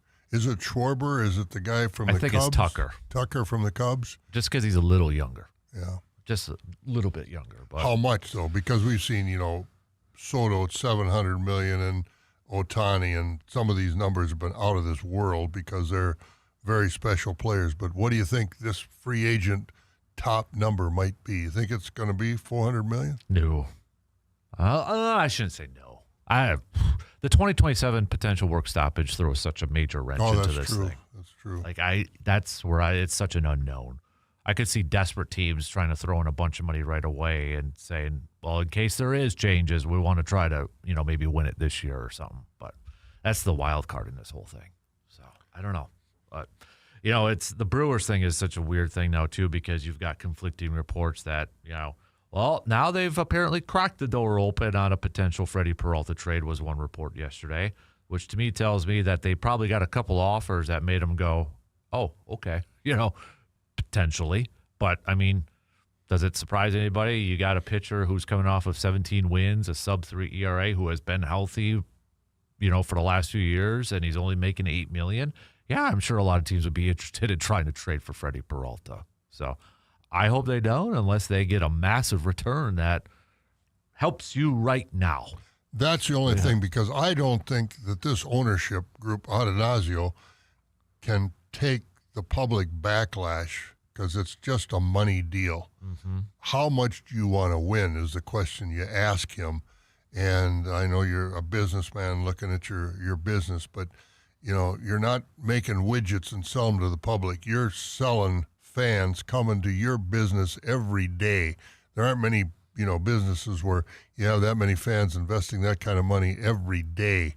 And if you're going to get rid of your resources, it's like I said earlier, for the Badger football program, they raise that ticket price, I'm out. And I know I won't be the only one. Yep. And the Brewers have a wonderful following. I don't know what the attendance was this past year, but, I went to half a dozen games or better.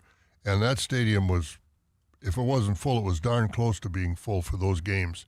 And fans love the Milwaukee Brewers. They love to go to that ballpark. But if Atanasio is going to, degrade the quality of the team, there's, there are options he has, and he doesn't want to seem to take any of them. But we'll have to wait and see what he does. If he trades Peralta, that's going to have a lot of people frustrated. I think, because I looked up the number and where they ranked.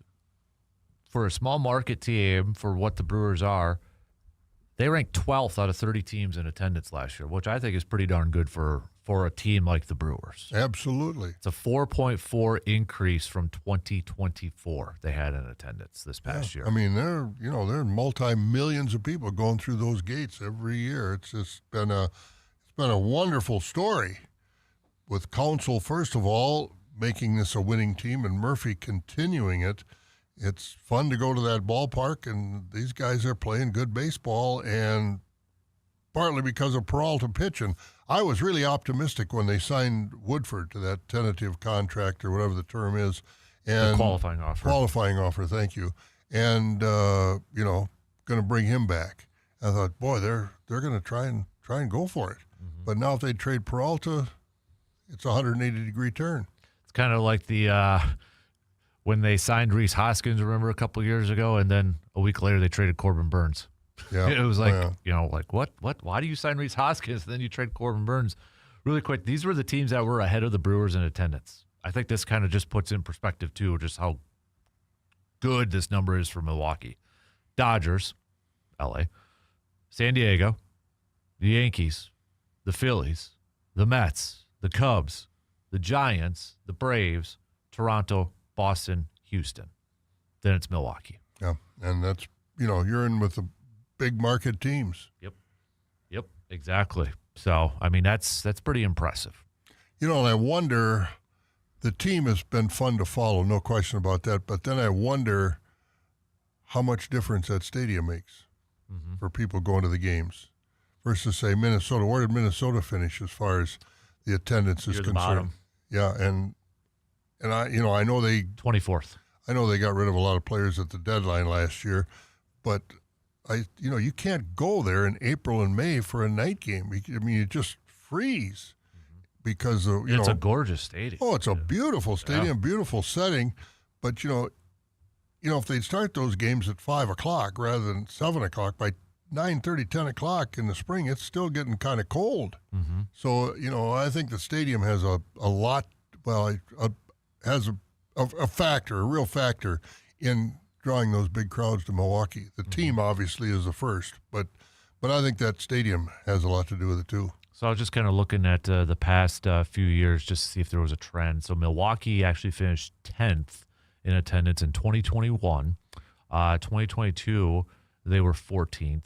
2023, they were 15th. 2024, 16th, and then 2025, 12th. So trending upwards since, 2021 was their high, but trending upwards since then because they fell down a little bit after. And I think that would be an advantage for Atanasio. He knows how many people are coming. He knows what that revenue is going to be versus some of these other teams, that, I think the Twins would have better attendance if they had a dome stadium. Any, outdoor team in this part of the country would because of consistency of playing. But I think that has to help Atanasio as far as budgeting for what he's got coming in money-wise. Yeah. I mean, that's looking at the Minnesota numbers and the Brewers numbers. The Brewers had almost 1 million more fans. That's a lot. Because the Brewers had 2,650,089 fans total, whereas Minnesota had 1,768,718. And remember, too, they only played 80 home games because probably with the cancellation, that sort of stuff factors into it, too. So, but, yeah. It's interesting to see, like the White Sox have, I suppose maybe not, but, like the neutral site games, too, which I'll be curious. The Brewers are doing a neutral site game this year. They're doing the Little League World Series game. Oh, they are? I didn't know that. Yeah, they're is it the Philly? I don't think it's the Phillies because the Phillies just did. I'll have to double check who it is. But yeah, they're going to be, because then the Twins, I think, are at the Field of Dreams. Yeah, I saw that. So that'll be kind of good. I would like to go to one of those. I would too. I've been to Dyersville and been to that place, or been to the Field of Dreams. It is a neat place. I know they've upgraded and changed it a little bit, but That first game with the Yankees and who were they play? Yankees and Cubs, was it? Or who played that first game 2, 3, 4 years ago? Oh, But, wasn't it White Sox and Well, I know the Yankees were there. maybe it was the Yankees? Okay, I'm trying to Yeah, think. White Sox and Yankees. I think you're right. I mean, that was fun to watch because went to the ninth inning and they were hitting balls in a cornfield. And Yep. It was fun to watch, and that's kind of the break a fan needs to this is the All-American game and it's close to the people, and you're playing in a cornfield. You don't get much closer to Americana than that. Yep.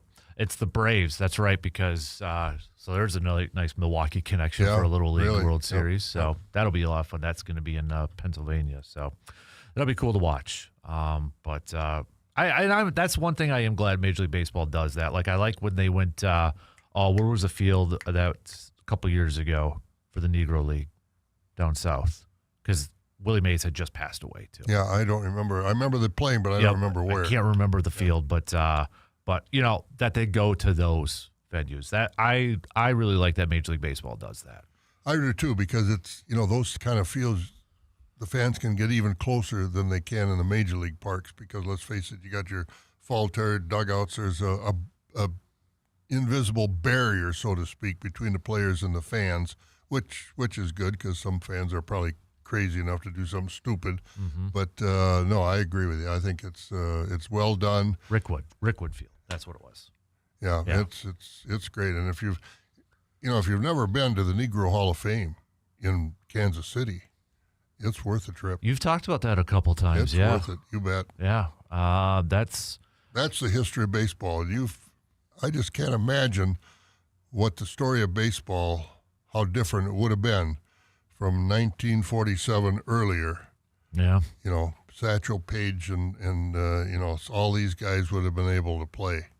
The numbers would have been different, and there would have been a few different people in the Hall of Fame, no question about it. But that Negro League's Hall of Fame in Kansas City is well done, and I'll tell you, there were guys that could play baseball better than a lot of guys that were in the major leagues at that time.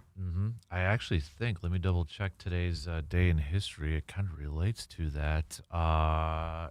Baseball 1943 today in history. Baseball Commissioner Kennesaw Mountain Landis announced that any club was free to employ African American players. So took a while to get it done. But yeah, you're right. I know you've talked about that. Was it the farm broadcast in Kansas City you're at, and seeing all those guys at the hotel and such? That had to be so cool. Yeah, it is. So cool. It is. It's a lot of history that, unfortunately, I won't say it's lost, but a lot of people will never know it. Yep. Baseball fans will never know it. Yep.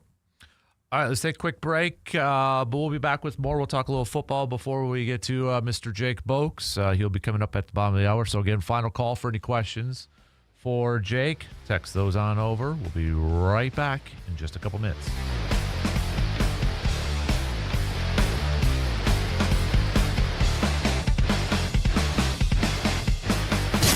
You're listening to The Dan Kasper Show. Today is a peak energy alert day. Members of Chippewa Valley Electric, Eau Claire Energy, Dunn Energy, Jump River Electric, Jackson Electric, Riverland Energy, Taylor Electric, and Clark Electric cooperatives are asked to limit the use of items that are powered by electricity between the hours of 7 a.m. and 11 a.m. The cost of electricity on the wholesale market is projected to be highest during these hours. Today is a peak alert day. Limit electric use between 7 a.m. and 11 a.m. Your Touchstone Energy Partner cooperatives thank you for helping keep energy affordable. Hi, I'm Melissa Peterson, Market President at Franz & Bank in Eau Claire. If you're planning to buy your first home, your dream home or cabin, let our mortgage experts guide you through the entire process. They'll work with you to find a solution that's tailored to your situation. We'll take the stress out of buying a home. Learn more at franzandbank.com/Eau Claire or stop by our convenient location today. Franz & Bank & Trust, member FDIC, equal housing lender, NMLS number 1207375. If your feet are tired, it's not you, it's your shoes. At the Shoe Doctor in Eau Claire, comfort is the whole point. Discover footwear that actually feels good. From premium work shoes and supportive insoles to everyday styles that keep you moving. The Shoe Doctor handpicks brands known for comfort, quality, and long-lasting support. Let them fit you for shoes you'll love all day long. Visit the Shoe Doctor on Claremont Avenue in Eau Claire. Your feet will thank you. See today's new arrivals at ShoeDoctorEauClaire.com.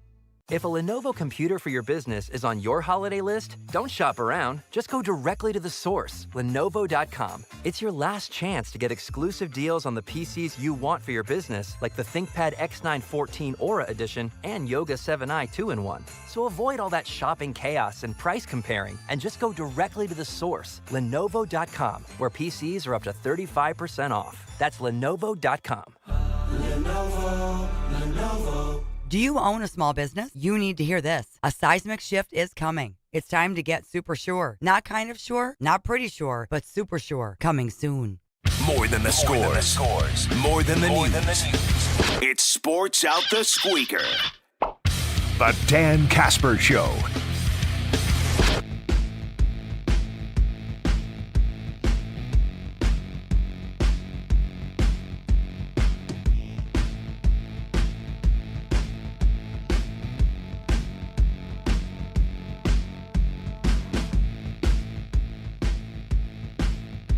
The new week of the NFL season begins tonight. It's actually not a bad matchup. We've got the Cowboys visiting the Detroit Lions, both teams with 5 losses. Cowboys are playing some good football as of late, trying to get back in the playoff race. The Lions, they're trying to hold on and trying to get into the playoff race here too. So I think this is a make or break game, not in and out of the playoffs, but for Detroit. If they've got to beat Dallas. And I think if they're going to assert any kind of authority, for lack of a better word, over the rest of the league again, they've got to get back to where they were last year. And I think this is a game that, and they're at home, aren't they? They're in Detroit. Yeah. Detroit, yep. And I think this is a game where Detroit will put more effort into this game than any game so far this year. Even though it's not a division game, but it is still a conference game. And I think, too, that they're going to really go, and I think Detroit's going to win this game pretty handily. You got Detroit, and then next week they're in Los Angeles taking on the Rams. They're back home taking on the Steelers, Vikings, and then they finish up at Chicago. So it's no easy schedule left here for Detroit either. That's why that was such a huge win for Green Bay on Thanksgiving. Oh, there's no question about it. Yeah, that was a well-played ball game, and I think Detroit is suffering. I mean, it's an assistant coach's situation. You know, he lost his offensive coordinator to the Bears, and then the guy that was calling plays, he got rid of him, and now Campbell's calling his own plays, and how successful he has been is up for debate. But I think tonight, I'd be very, very surprised if Dallas won this game. Yeah, we'll see how it goes, but we're in the final 5 weeks coming up here, and we've got some really big races, and obviously, we've got that big game on Sunday afternoon with the Bears coming over to Lambeau Field. Packers looking. I'll be there. Are you going? You bet. All right. So Packers looking to get back into first place in the division with a victory. Bears looking to solidify themselves as a real contender this year. A lot is on the line for this particular matchup. So. Packers getting a little bit healthier. Quay Walker returned to practice. Matthew Golden returned to practice. Carl Brooks returned to practice. Nate Hobbs returned to practice. So be nice if we can be as healthy as possible out there. And hopefully Jaden Reed makes his comeback for this game, too. It sure seems like he is in line to get back on the field for this weekend. But I'm so disappointed Wyatt got hurt because the Bears are going to run the ball. They're going to run it right down our throats. And if we don't stop them, they'll keep running it down our throats. So, you know, I'm just a little disappointed, obviously, that Wyatt got hurt as bad as he did. And I don't know if they got enough to make up for it or not, but I hope so. And I hope Valentine has learned how to tackle. Yeah, that was I mean, he's been probably their best corner, but that was a pathetic attempt on Jamison Williams in that game. So, yeah, the Devontae Wyatt one's going to be a huge loss. I think more so from the pass rush standpoint, because Colby Wooden has been their best run defender. I got a bold prediction. I think the Packers do hold them to less than 100 yards rushing.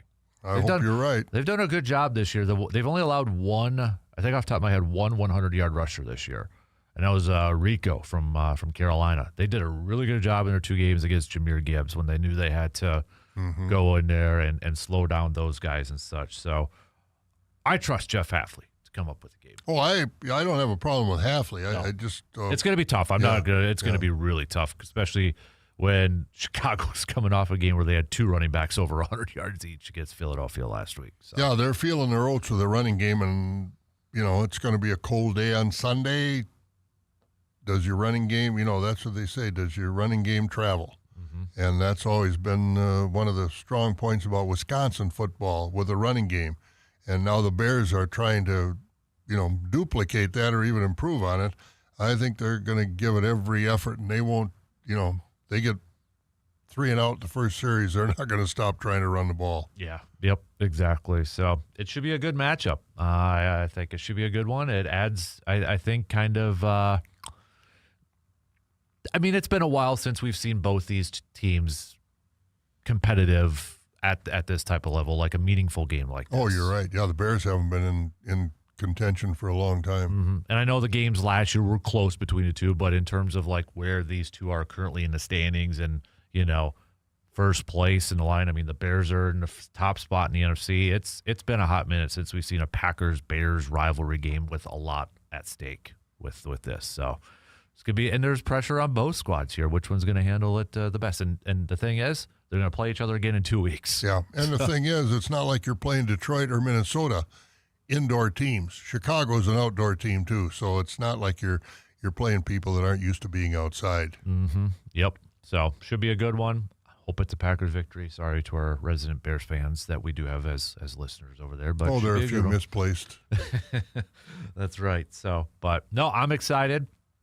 And I think this is good for the rivalry, too, to add a little bit more juice to it. As if it needs any more juice, believe me. It's kind of been quiet, just because it's been so one-sided, yeah, it is. But from a competitive standpoint, yeah. I don't know if the number of Bears fans in the stadium on Sunday will rival what we always get from the Vikings, but I would say it will be increased from past years.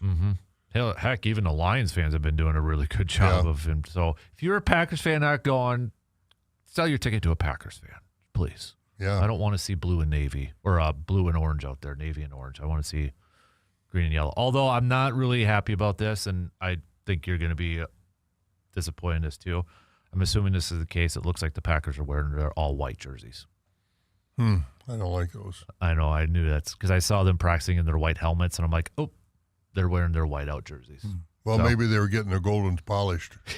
I don't think that's the case. So, but I don't think it is either. But I think too, if they can control the running game of the Bears, and that includes Caleb Williams, the quarterback. If they can control that and rush their lanes, in other words, like Bill Belichick always said, do your job. If you've got outside contain, continue to have outside contain. Don't get sucked in. And so I think if they can control the running game from the 2 running backs and Caleb Williams, and you're not going to shut them down completely, but contain, I think they got an awful good chance of making a victory on Sunday. Yep. All right, we're going to take a quick break and switch gears here a little bit and chat with Jake Boakes, Wisconsin Conservation Warden from the great state of Wisconsin. So last call, get those questions in, text them on over. We'll take a quick break and be back with Jake coming up in just a few minutes.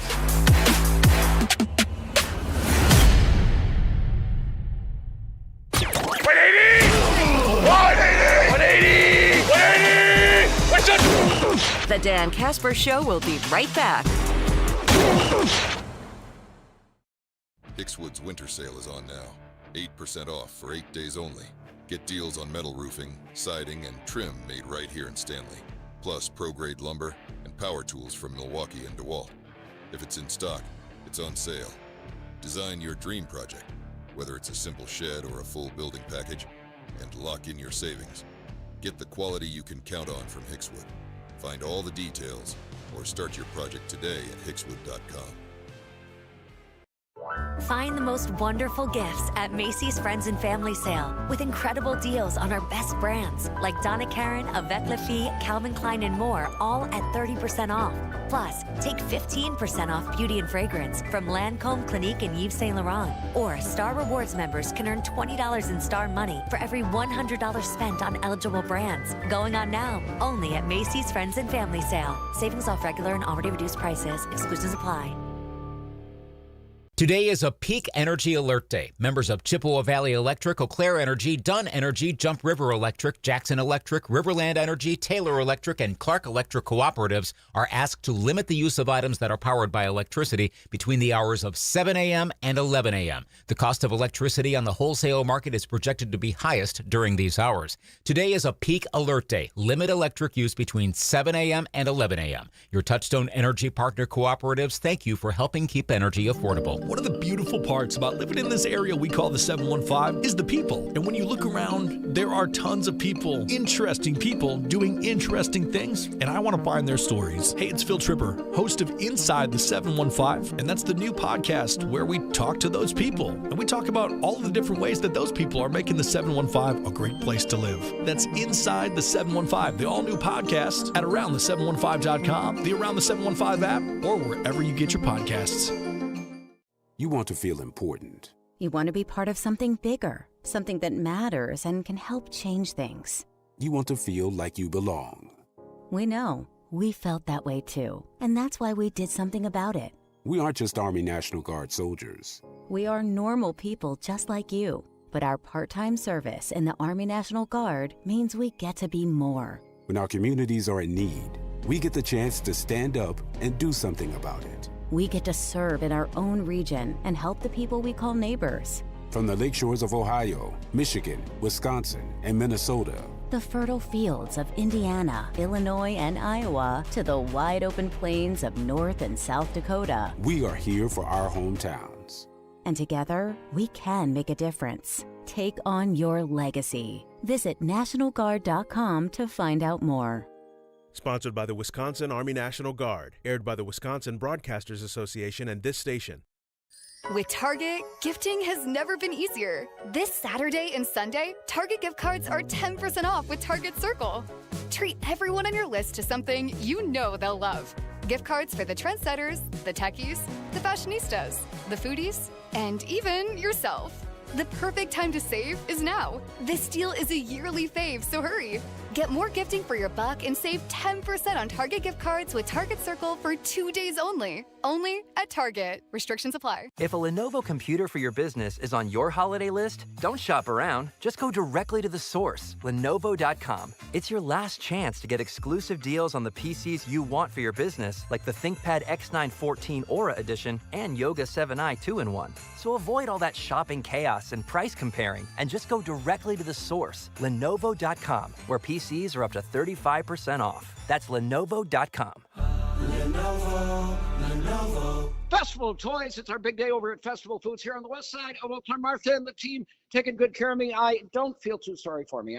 I'm enjoying a delicious Caribou coffee this morning. You can make it a red kettle Christmas too when you stop by any of the Festival Food stores and help out the bell ringers. Be a bell ringer. Help out Salvation Army and the great work they do. I was enjoying the Super Moon this morning, and I'm enjoying Jeff stopped by with bags and bags of toys, including for some of the older kids and entire families, a Micon Cinemas popcorn bucket with a $50 gift card inside it. Plus there's some Blueies. Plus there was a Categories game.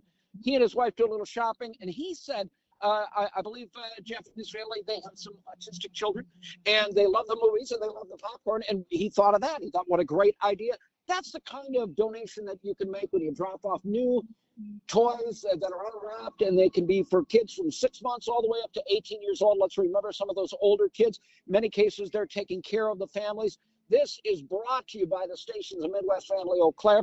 We want to thank DC Moving and Storage. Festival Foods, of course, our longtime partners. You can drop by any of the Festival Food stores, and you've been doing that in Chippewa Falls and Eau Claire. We'll be over at the Mall Drive location tomorrow. I want to tell you all about that. That's kind of our big celebration day, 7 to 11 a.m. If you want to make out a check, it's FPCB. That's Family Promise of the Chippewa Valley, FPCB. I'm right in front of the store here on a chilly morning, but we can pop out. We can grab a toy from you. We can put it in our donation bin out here, and I'll be out till 10 o'clock this morning. Festival of Toys on the stations of Midwest Family Eau Claire. Thanks to our partners, by the way, from Best Holiday Ever that helped this go. That's Window World and Green Oasis Garden. So thank you so much. And we'll see you out at Festival Foods here on the west side of Eau Claire, just off Claremont Avenue. It's Festival of Toys. Broadcasting live from the TDS Sports Talk 105.1 studios, it's the Dan Kasper Show.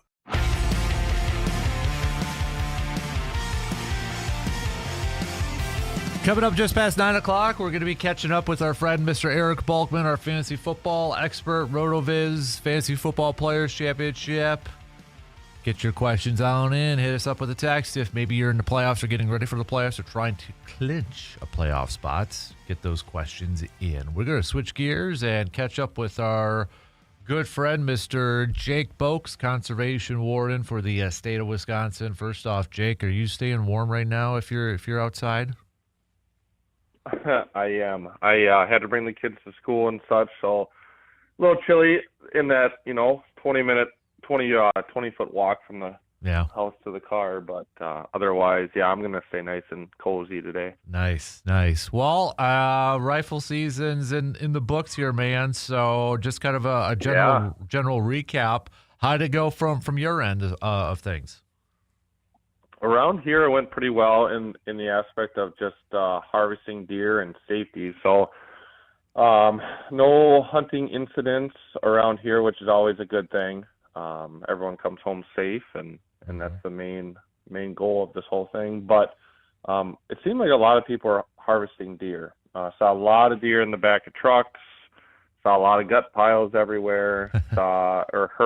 Heard many people talking about seeing deer and having success and stuff like that. So I definitely wouldn't be surprised if the numbers are up this year. Mm-hmm. Yeah, I know some of the numbers kind of came out and such. It seems like maybe around a little up or such, but I don't know if anything's quite finalized at that point and such. So I haven't really looked at any of the final numbers or whatever they throw out here at the end or throughout the season.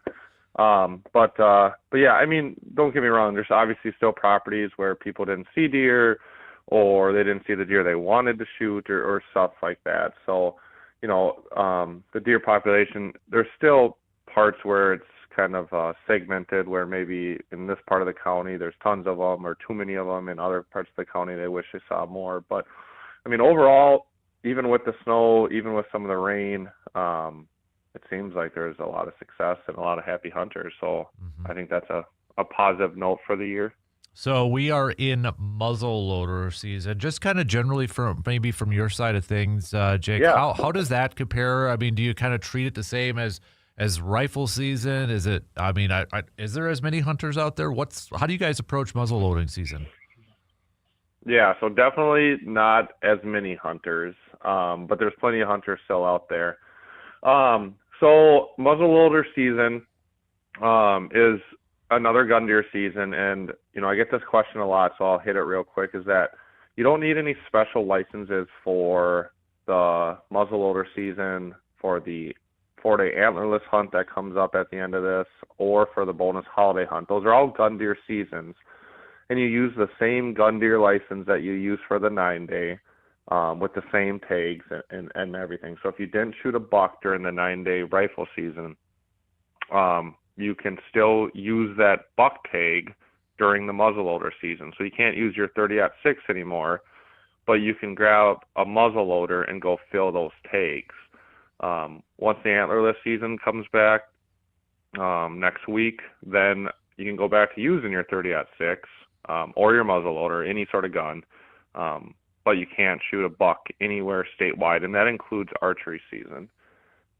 So some people think that the muzzleloader season is you need different stuff or whatnot. It's not. It's just more weapon restricted, as well as the antler season comes and it's just sex restricted. So we're out there. We're patrolling just like anything else. Everyone needs to wear their blaze orange and continue with that.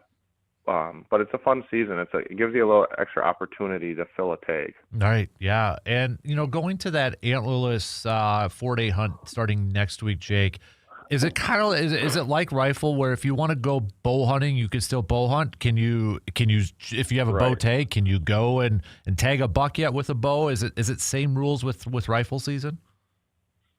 Yep, same rules. So like right now during muzzleloader season, you can go out with your crossbow or your bow.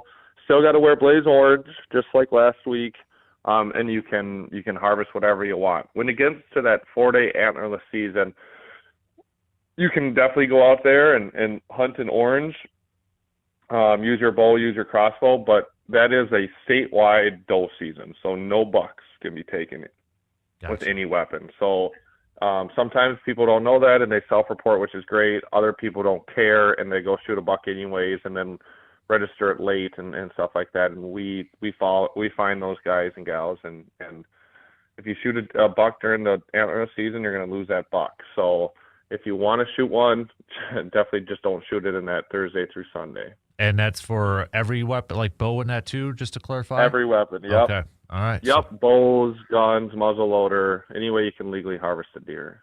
So that's a good Which I note guess is kind of just those things. Right, right, exactly. So, and then I know it's a little bit later on. We'll probably hit it up when we get closer, the holiday one. Now, that's only opened in like the farmland zone 2 counties, correct?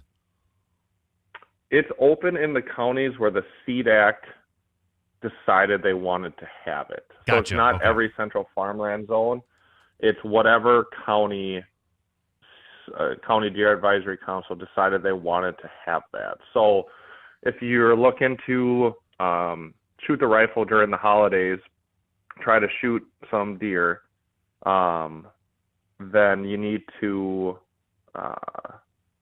open the rigs, take a look at the map. It's very clearly deciphered in the regulations or shown which ones are open during that holiday hunt. I think it's page 17 or 18 of the regulations. It's a big statewide map of all the seasons of everything, and I'm pretty sure that the counties that are in the bonus holiday hunt are in pink, or shaded in pink. And you're right, that's not going to be in any of the forest zones, but it should be in a fair amount of the central farmland zones and southern farmland zones, which include around here. Gotcha. Well, I know with the temperature dropping and such, it's like a lot of people's favorite season. We're getting ready for ice fishing season and such. Oh, yeah. And I know we've had some people on the news, stories kind of falling through. Ice reports, I mean, we got to be careful, right? I know I don't know if you're getting flooded with questions, like how thick is the ice and such right now, but yeah, it's probably still a little early, right? Yeah, flooded with questions, flooded with media contacts. Everyone on the news wants to talk about ice now, which is great because ice safety, I mean, that's the key when you get out ice fishing. It, obviously, like cold air and not getting stuck in the middle of nowhere, but the biggest thing when you go ice fishing is ice safety and falling through and hypothermia and stuff like that. So there are some places I've heard of people ice fishing already, a little bit north of us. I'm sure there's somebody that's been on some pond or back bay on some of the lakes around here. It's cold, and it's been cold for a while, so the ice is definitely starting to build. We have snow, but we don't have feet of snow, so it's not like we have this big insulated layer that we've had some years. So it's looking like we might have a pretty good winter, just from this initial onset of good ice or cold weather to make good ice and a little bit of snow to add that Christmas flair to all of it. I think even up north, they're already talking about opening up some snowmobile trails, which is crazy, which is good. Right. I don't want to say crazy. It's just with the last few years we've had, to have a trail open in early December is unusual. But yeah, the ice, when it comes to it, no ice is ever 100% safe. In the middle of winter, you can fall through on a lake that's got 2 feet if there's an area that has a spring, if there's an area that's been exposed to the sun more, or whatever, so just be mindful, take all the precautions when you're going out there. I personally, throw a PFD or a life jacket in my otter sled when I'm walking around because, you never know. And even if I don't have to use it, if someone else falls in, it's something that's floatable that I can throw to someone if they need it. So always just do your due diligence, check the ice when you're going out, check with the local sportsmen's clubs, listen to the news, or check some of the forums online.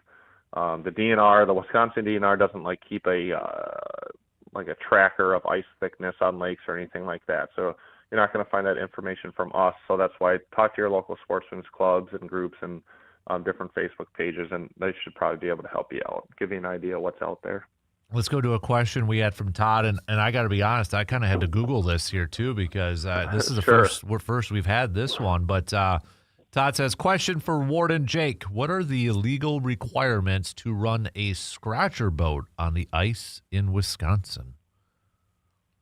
Yeah, so if you're not familiar with a scratcher boat, I don't know how to explain it except for like it's a boat with like a mud motor on it, but instead of the mud motor having a propeller or whatever propulsion, they put a it looks like a big saw on the back or something. a giant saw blade. Yeah. With like a 30-40 inch diameter type thing. So it's a cool machine. I personally haven't seen any on any of the lakes around here. If you Google it, you'll see that some of the videos are from right here in Wisconsin, stuff like that. So the question is, are they legal? And the answer would be there's nothing inherently illegal about them. So when you get on the ice in Wisconsin, I don't want to say it's like a free-for-all, but it's kind of like a big parking lot where there's no, like if it's a snowmobile, if it's an ATV, a UTV, a boat, whatever, an Argo, those have to be registered with the state of Wisconsin. Cars, vehicles, those have to be registered with the state as well. But it also is a place where people can take out, some different machines that you can't normally drive on a roadway or a trail or different things like that, like a UTV with tracks. Like a UTV with tracks is not allowed on a snowmobile trail, and it's not allowed on an ATV trail because they just dig it up. So that is a place where like a UTV with tracks can go out there and be allowed. The UTV has to be registered, but the equipment is allowed because there's nothing that says it can't be. So I say that because it's kind of relatable to the scratcher boat. So the boat, if it breaks through at that point, it would need to be registered because it's on the water, even though it's the middle of winter. It's on the water, and it's probably moving because it's still got the momentum of the motor that pushed it across the ice. So it does need to be registered as a boat. When it's on the ice, there's probably not requirements. It's a weird one. There's no specific rigs on it. The wardens are going to be looking at it. But when it's on the ice, whether it needs to be registered or not kind of goes back and forth because it's on the ice and it's not on the water. But at the end of the day, the second it breaks through, it's a boat. It needs PFDs. It needs to be registered. It needs everything with it. If it's before or after hours, it needs lights on it, stuff like that. So if you're going to drive a scratcher boat, ride in a scratcher boat, I would just treat it like a boat where you have everything on it that's needed, like if it was July 4th. But you're just driving it in the winter time. So again, legal, there's nothing inherently illegal about it, but there's a chance by using something that's got such a niche or unique role that you could put yourself in a position where you're violating unintentionally. Gotcha. Hey, Jake, before we let you go here too, just because since we are talking some ice fishing and such, is now like the time if you're going to be leaving your ice shacks out there to kind of get them ready? Because I think, another note that you've mentioned, you got to display outside the shack like your info, your name and such, right? Yes. Yeah, no, that's a good reminder. And that's something like personally in my career, I've ran into it seems like every year. So I'm losing a little bit of discretion on it because it's becoming a nuisance each year. But if you got a shack out there, you got to have your name on it, name and address, or you have to have a phone number in your name, or you have to have your customer ID number.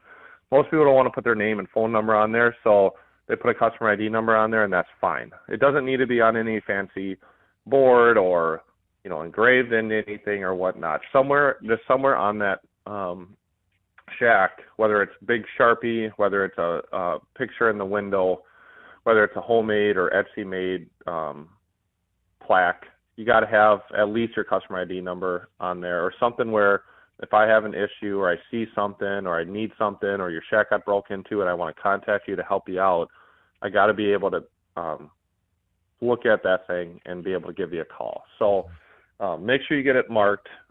Every year we have a couple that get left out there when the ice is thawing, and then it turns into a big investigation for us that we have to track down the owner and go through a lot of stuff, and that usually results in a fair amount of citations, probably more citations than that shack's even worth, to be honest. So just a really good reminder to put that name on there.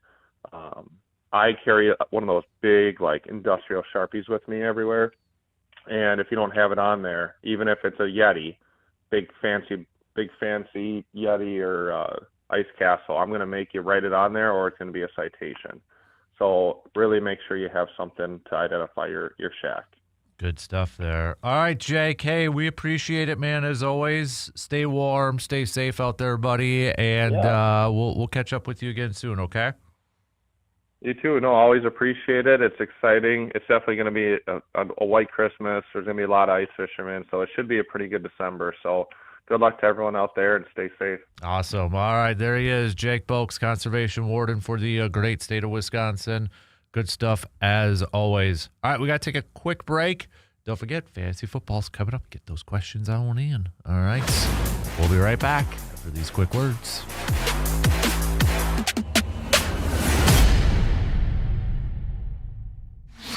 Got a take on today's topic, but can't call in? Then hit us up on Facebook, Twitter, or the text line and let your fingers do the talking. Are you looking for a great place to gather with friends, enjoy a great meal, or catch your favorite game? VFW Post 305 in Eau Claire has you covered. From delicious food and drinks to community events and entertainment, there's always something for everyone. You can bring your family, meet your neighbors, or just relax and enjoy the friendly atmosphere. So the next time you're wondering where to have breakfast, lunch, or dinner, go visit the VFW Post 305, located at 1300 Star Avenue in Eau Claire. If a Lenovo computer for your business is on your holiday list, don't shop around. Just go directly to the source, Lenovo.com. It's your last chance to get exclusive deals on the PCs you want for your business, like the ThinkPad X9 14 Aura Edition and Yoga 7i 2-in-1. So avoid all that shopping chaos and price comparing, and just go directly to the source, Lenovo.com, where PCs are up to 35% off. That's Lenovo.com. Lenovo.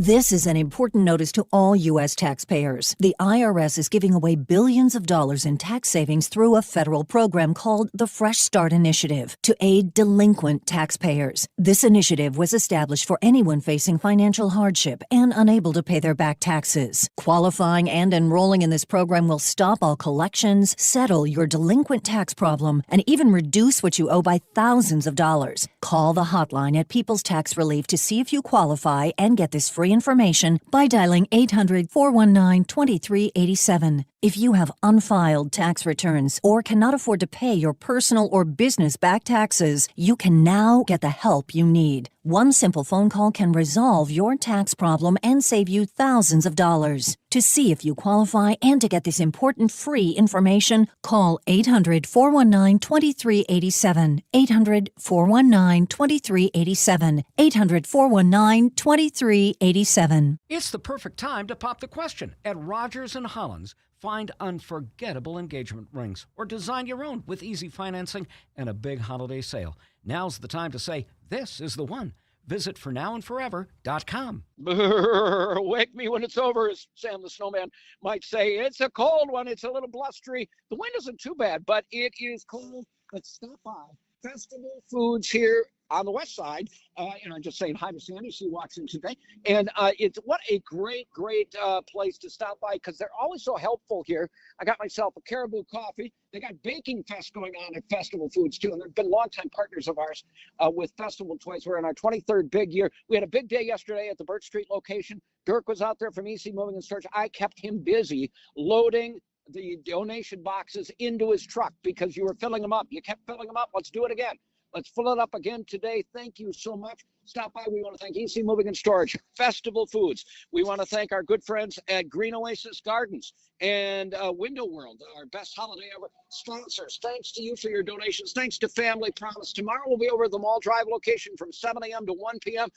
We want to thank Shields. The Shields and its employees always come through, and they are wonderful, wonderful. The Mayo girls were out yesterday. A group of employees from Mayo stopped by with lots and lots and lots of toys. So thank you so much. You can drop off the toys. If you make out a check, it's FPCB Family Promise at the Chippewa Valley. You can go online and make donations at aroundthe715.com. Best holiday ever. You'll see it there, Festival of Toys. Make a donation to Family Promise at the Chippewa Valley. It's Festival of Toys on the stations of Midwest Family Eau Claire. It's Murph. No politics, no drama, just sports, laughs, and a little caffeine-fueled chaos. The Dan Kasper Show. Weekday mornings from 6 to 10.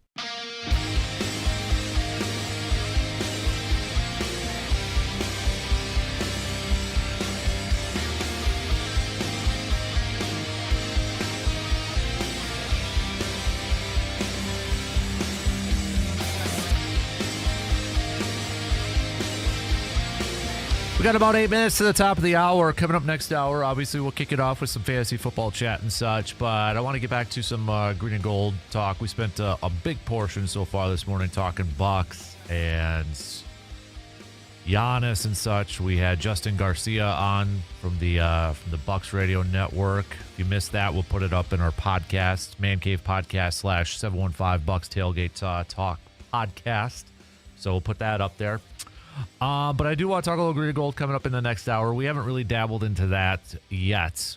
So hit me up with some keys to victory for this Packers-Bears game. All right?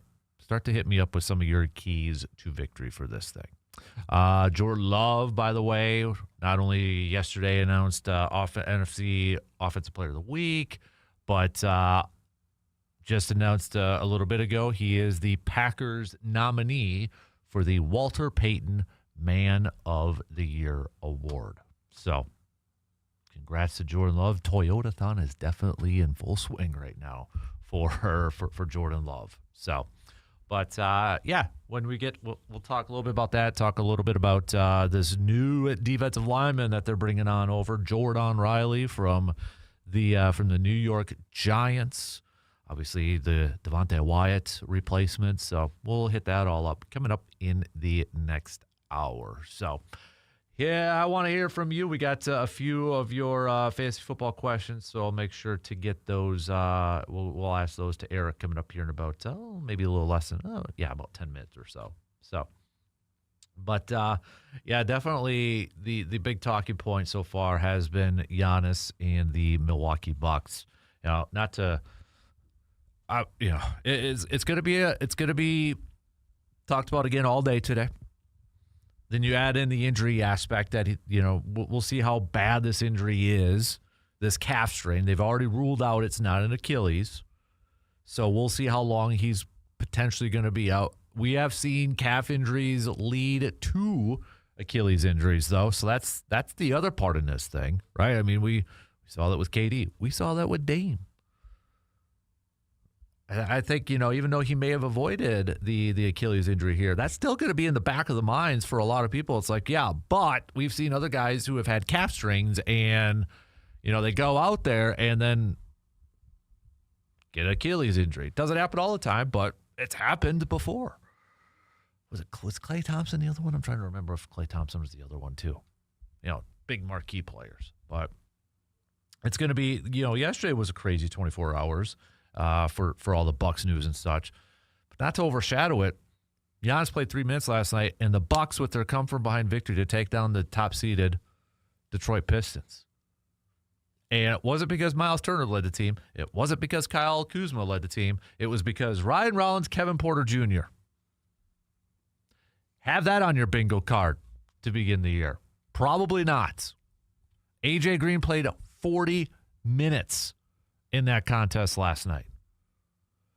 Sims, double-double. Probably their best rebounder on this whole team. I wouldn't mind, even when if Giannis is back and playing and that, I I wouldn't mind Jericho Sims getting more playing time just because I think they need to be more physical down low and getting those rebounds. He's not going to be a big-time scorer for you. He's your defensive guy. He's your physical guy down there. And what has been an issue so far for this Bucks team this year has been defense. Size. So I wouldn't mind seeing him get out there a little bit more. I know it might come at the expense of some offense and such, but heck, if Jericho Sims puts up like 10 and 10 each game, fine by me. But man, yeah, it's been, you look at that game last night and you see, okay, Giannis played 3 minutes and you beat the Pistons. Turner must have went off. Kuzma must have went off. No. Turner just played 20 minutes and 9 points. Kuzma played 21 minutes, 4 points. Portis played 30 minutes, 13 points. Nearly a double-double for him. We mentioned Jericho Sims. Jericho Sims played 30 minutes, more than Miles Turner. It's going to be the Kevin Porter Jr. and Ryan Rollins show going forward here with as long as Giannis is out. Oh, man. Going to be crazy. Haven't seen an update yet surrounding Giannis and that calf strain. Haven't seen anything out there. But if anything does happen in the next hour or so, we will. I'll let you know. So don't forget, it is Enough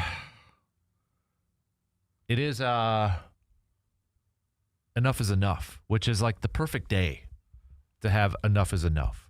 So maybe your Enough is Enough is about the whole Giannis and Bucks talk that's out there. Maybe it's what yesterday we were talking about with Brewers and payroll and stuff, or maybe it's something else. Whatever the case may be, hit me up. All right, text it on over 715-830-1912 on that Shoe Doctors bullpen line, or comment on the YouTube video stream. What is your Enough is Enough for this Thursday morning? There should be plenty of opportunities, plenty of picks for you out there. So we'll get back to some of those coming at you just a little bit later. So, all right, shot clock is gonna cut me off here in just under a minute. Final call for your fantasy football questions. Please text them. That is the easiest way for me to get them and to read them off to Mr. Balkman, who will be joining us just past the 9 o'clock hour. So please get those in right now. Okay, you got a couple minutes. We're going to have some news updates, and then we're going to jump into Eric right away, just past the top of the hour here to kick off the final hour on this Thursday program. So text them. Maybe you're getting ready for the postseason. Maybe for some leagues you are in the postseason, or maybe you're trying to clinch a postseason spot. Eric is here to help you out. So we'll get to those coming up here in just a few short minutes, because the shot clock is going to cut me off here in like 5, 4, 3, 2, 1, boom. 3 in, final quarter, final hour coming up after these news updates.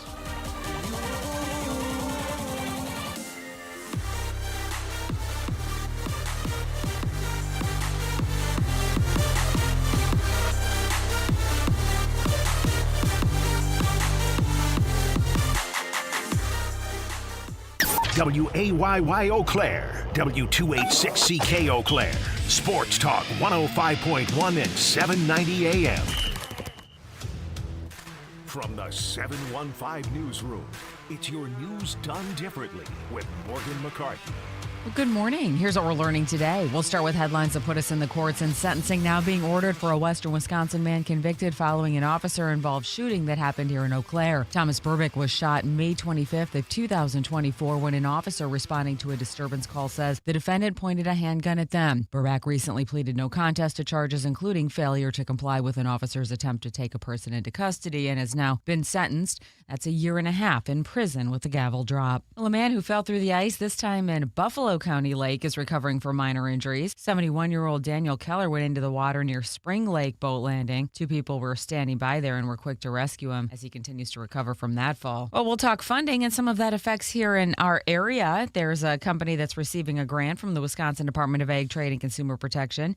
As DADCAP announced, 6 companies will receive Buy Local, Buy Wisconsin grants aimed at helping grow the local food economy. A couple of areas that you may recognize near us, Ranch Brand Meat Company of Chippewa Falls on that list. And not far from us in Gilmanton, Sacred Blossom Farm also on that list, as they hope to use that money to improve access and awareness for Wisconsin-grown herbs, as well as expand distribution, education, and then outreach for some locally grown herbal teas. So now you have the tea on that grant money. You're probably well aware of the ugly sweater trend for Christmas, but now, what if you wrapped your whole house in one of those big old tacky sweaters? According to House Beautiful, holiday decorations this year are going tacky.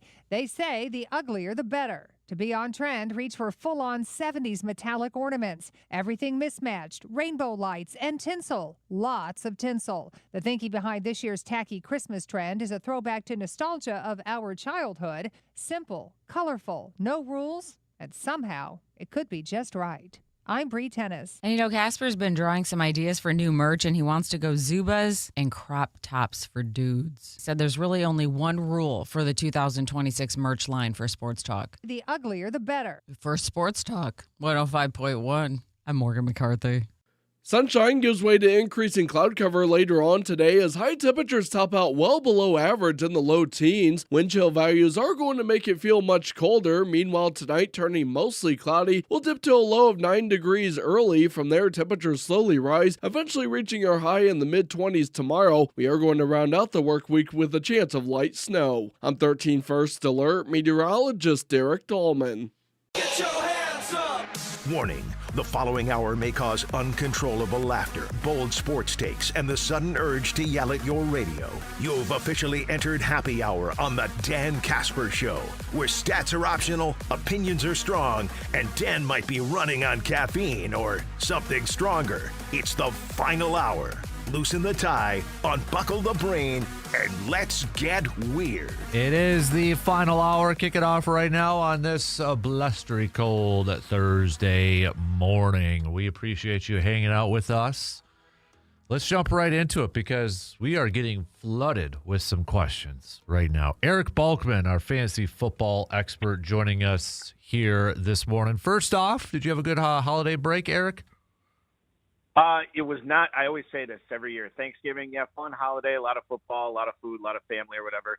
It is awful for fantasy football with you. Not that I'm complaining, because Scott Pianowski from Yahoo told me this one time, and I totally agree. Because I was asking him, I'm like, God, isn't it kind of a grind, doing all this? He's like, look, man, we work in the toy department. We're not going to complain about it, and I'm not going to complain about it. But I will say that Thanksgiving week, doing multiple shows I do.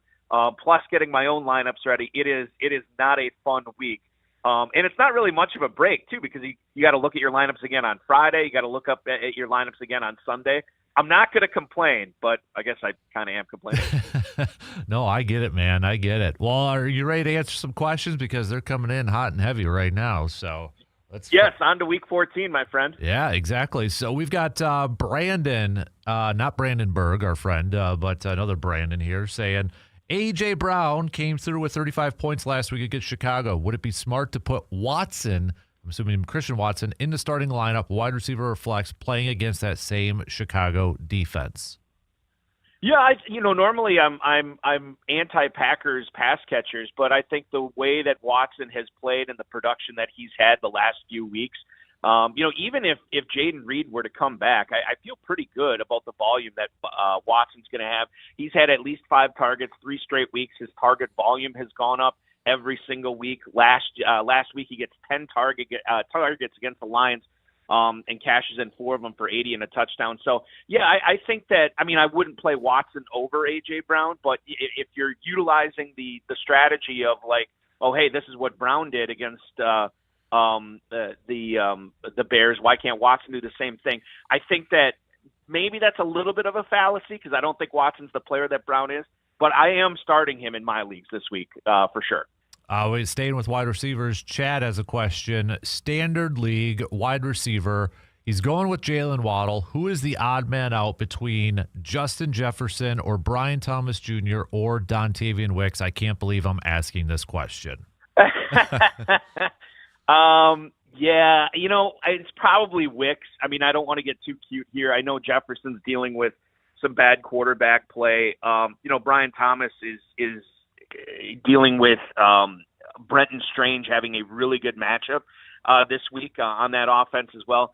But I just, I can't in good conscience say, oh yeah, let's play the Packers' number 3 receiver over Brian Thomas or over Justin Jefferson. I can't do that. So I'm going to say Wicks is the odd man out there. Would you pick Jefferson over Thomas in this match if you had to only pick one out of those 3? I would. Okay. Yeah, Jefferson. Yeah, Jefferson's very, very close. In my opinion, he's very, very close to Waddle this week in standard scoring, where basically, it's a huge emphasis on touchdowns. Washington defense is not great. McCarthy's not going to cut him up, but he's not going to suck either, I don't think. Yeah. We got Dan in River Falls saying non-PPR, touchdown-heavy league. Rank them, please. A.J. Brown, Justin Jefferson, T. Higgins, or Troy Franklin. Okay, I'm going to put Franklin last because Pat Bryant, that wide receiver too, like first it was Mims, then it was Franklin, and now it seems like it's Pat Bryant in Denver. It's always revolving. So he definitely goes last. I am going to put A.J. Brown first, followed by Jefferson, and then who's the other one that I'm forgetting here, Dan? T. Higgins. T. Higgins. Yeah, and God, as far as I know, Higgins is still in concussion protocol. Maybe he would be last here. I think that if Higgins plays, he's still probably third on that list. But it gets a lot closer. So I would put Higgins third, although you could make a case for him over Jefferson. Right, it was Jefferson? Yep. God, my brain is out today. No, yeah. You're good. I think it's closer. I think it's closer then. But Higgins still third right now. We got to see him get out of concussion protocol. We've got Ben with a running back question. He said, good morning, Eric. Given what we saw with the Bears last week against the Eagles, I know they're going up against a top 10 run defense in Green Bay, but should I be starting both Bears running backs this weekend? I don't have them on the same team anywhere, but I do have Swift and Monangai in a lot of different places. And, more often than not, I am playing both Swift and Monangai on the spots I have them. You could make the case that they should be started over guys like, Kareem Hunt, Devin Neal, Chris Rodriguez, Zach Charbonnet. Although Charbonnet is a little interesting if Walker doesn't play this week. But I think they're both borderline, top 20, top 25 running backs this week, and that's good enough for me to play them. We got a quarterback question from Matthew. He says, my quarterback is Lamar Jackson, but should I be looking at starting somebody different, maybe a Jacoby Brissett or Tyrod Taylor? I would go with your gut on this one. I definitely would still play Lamar Jackson over Taylor, but go with your gut, Brissett versus Jackson. Now, I always say this. I think I've said this on your show. I'm a weak man when it comes to this. I just don't have the stones to play Brissett over Lamar Jackson, even though it might be more of a coin flip this week with Jackson taking on the Steelers and Brissett at home against the Rams in a game he'll probably have to pass a lot. I'm playing Jackson over Brissett, but I don't think it's a bad call to play Brissett over Jackson. Hasn't thrown a touchdown in like 5 weeks. It's insane. Mm-hmm. Another running back question. This is from George. George is asking, R.J. Harvey or Josh Jacobs this weekend? I'm going to go with Jacobs here. Limited in practice yesterday. I think that's just a workload thing just to make sure he's healthy enough to go up against the Bears defense. I think the Bears defense has been pretty opportunistic this year. I don't necessarily think it's a great shutdown defense, so Jacobs should have a good day. Harvey, for whatever reason, even though without J.K. Dobbins, Sean Payton is still Sean Paytoning us with some more usage for Jaleel McLaughlin, Tyler Bidet, and players like that. So I don't think Harvey gets the volume, even though he probably has a slightly better matchup. Josh Jacobs is just going to get so many touches in this game. So I think, I wish you could play both, but it's Jacobs over Harvey for me. We got John with another wide receiver question. He's wondering DK Metcalf or Xavier Worthy this weekend. Yeah, two underwhelming guys as far as the last few weeks of the season have gone. I'm going to say Metcalf. That's such a concentrated target tree in Pittsburgh. And I know like the tight ends get involved so often, but there's no consistency with Calvin Austin. There's no consistency with Roman Wilson. At least there's some consistency with Metcalf. And Worthy gets a really tough Texans defense this week. And he's kind of playing second, maybe even third fiddle behind Rashee Rice and Travis Kelce. So, again, I'm a volume guy, and I think the volume lies with Metcalf here. So it's Metcalf over Worthy for me in Week 14.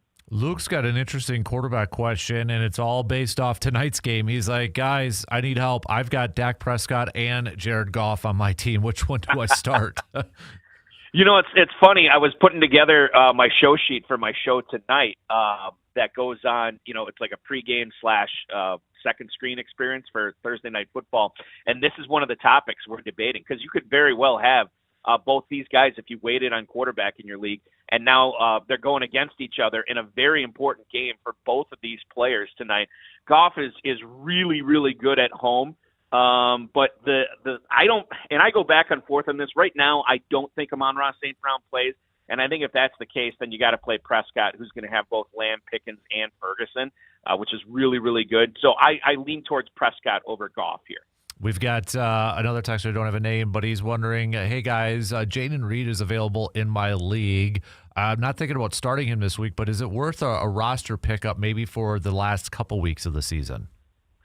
A lot of my leagues have their waiver wires locked for the remainder of the season, and I picked up Jaden Reed in so many leagues before it locked. And I feel like it kind of depends who you're cutting. I think most of the time you want to have these injury-away backup running backs occupying the majority of your roster here, so in case somebody goes down, you have the replacement ready to come in. I think Reed is one of the few guys that's an exception to the rule. Normally, I don't like Packers receivers, but this guy looked really, really good as a number one receiver in spots, throughout his career in Green Bay. So I think he's worth the roster spot. Don't cut anybody significant, but if you have that free spot to kind of play with and you're looking for a high upside guy, I think Reed's got some upside there, so I'd pick him up. We got a defensive question. Texter would like to know, should they start the Vikings defense going up against the Commanders or the Bills defense going up against the new Joe Burrow Bengals offense? Yeah, I hate both these teams this week. I think Burrow is probably going to cut up the Bills. Chase Brown and Samaje Perine are definitely going to be able to run on the Bills. I lean towards the Vikings. The only caveat, I guess this is what I would say. If Jaden Daniels finds a way to come back this week, then I think you roll with the Bills. But if Daniels does not come back and they're still going with Mariota, then I think you play the Vikings. But again, I don't like either one of these defenses. If you can, pick up the Dolphins, pick up the Commanders, pick up even the Titans. I think all three of those are significantly better plays than the Vikings and Bills this week. Adam has a tight end question here for you quick. He says, I've got Dallas Goedert, but he has not been getting me anything. Is there any sneaky tight ends that are on the waiver wires? I know it's kind of a general question, but I need help at that tight end spot. There might be a few. It depends who's available in your league, but as far as like Week 14 alone, Brenton Strange definitely is a player I absolutely love this week. So he would be one. Juwan Johnson always seems to be getting it done, at least from a high floor standpoint. So I think he'd be better than Goddard. And then you can look at, if Arondé Gadsden's out there, I think he bounces back this week.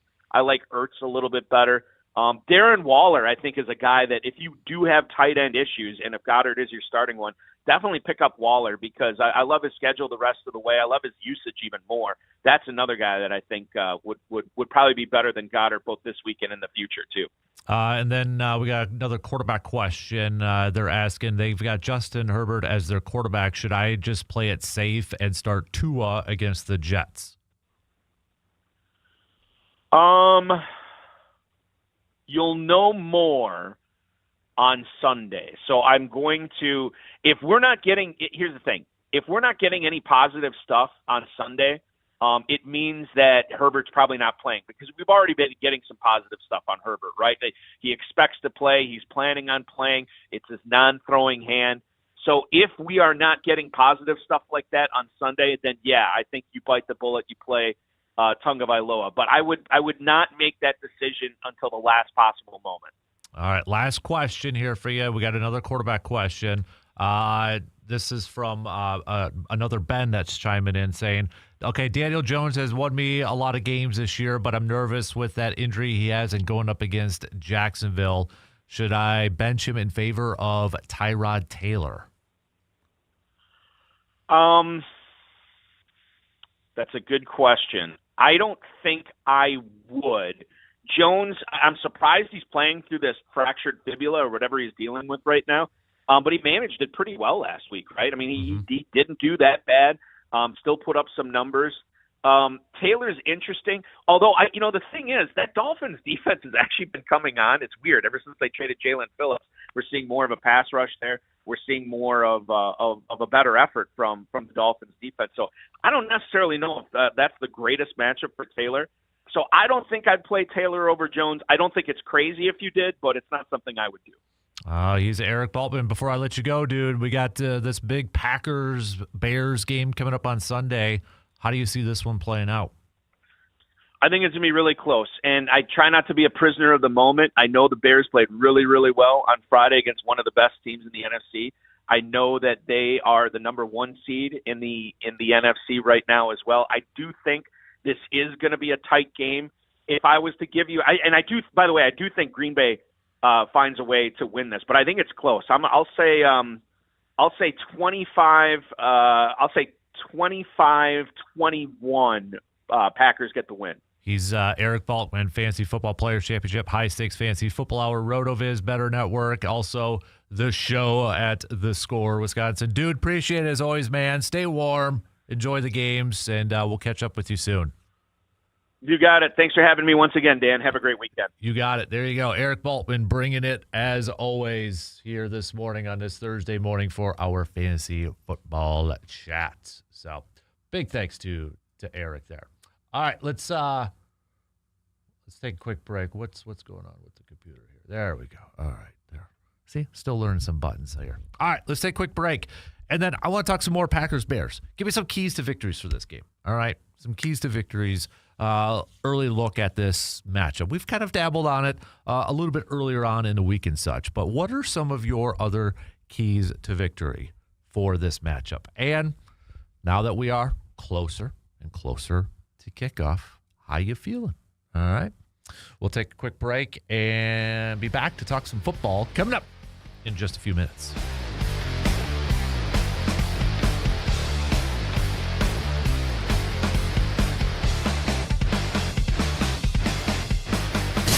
You're listening to The Dan Kasper Show.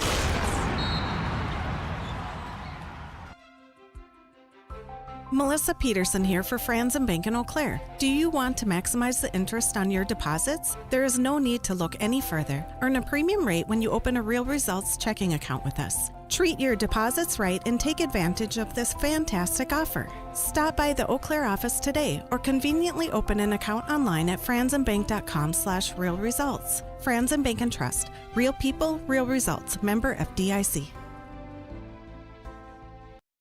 Find the most wonderful gifts at Macy's Friends and Family Sale with incredible deals on our best brands like Donna Karan, Avec Les Filles, Calvin Klein, and more, all at 30% off.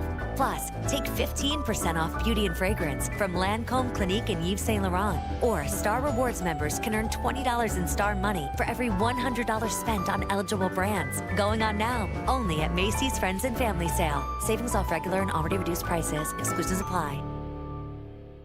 Today is a peak energy alert day. Members of Chippewa Valley Electric, Eau Claire Energy, Dunn Energy, Jump River Electric, Jackson Electric, Riverland Energy, Taylor Electric, and Clark Electric cooperatives are asked to limit the use of items that are powered by electricity between the hours of 7 a.m. and 11 a.m. The cost of electricity on the wholesale market is projected to be highest during these hours. Today is a peak alert day. Limit electric use between 7 a.m. and 11 a.m. Your Touchstone Energy Partner cooperatives thank you for helping keep energy affordable. computer for your business is on your holiday list, don't shop around. Just go directly to the source, Lenovo.com. It's your last chance to get exclusive deals on the PCs you want for your business, like the ThinkPad X9 14 Aura Edition and Yoga 7i 2-in-1. So avoid all that shopping chaos and price comparing, and just go directly to the source, Lenovo.com, where PCs are up to 35% off. That's Lenovo.com. Lenovo.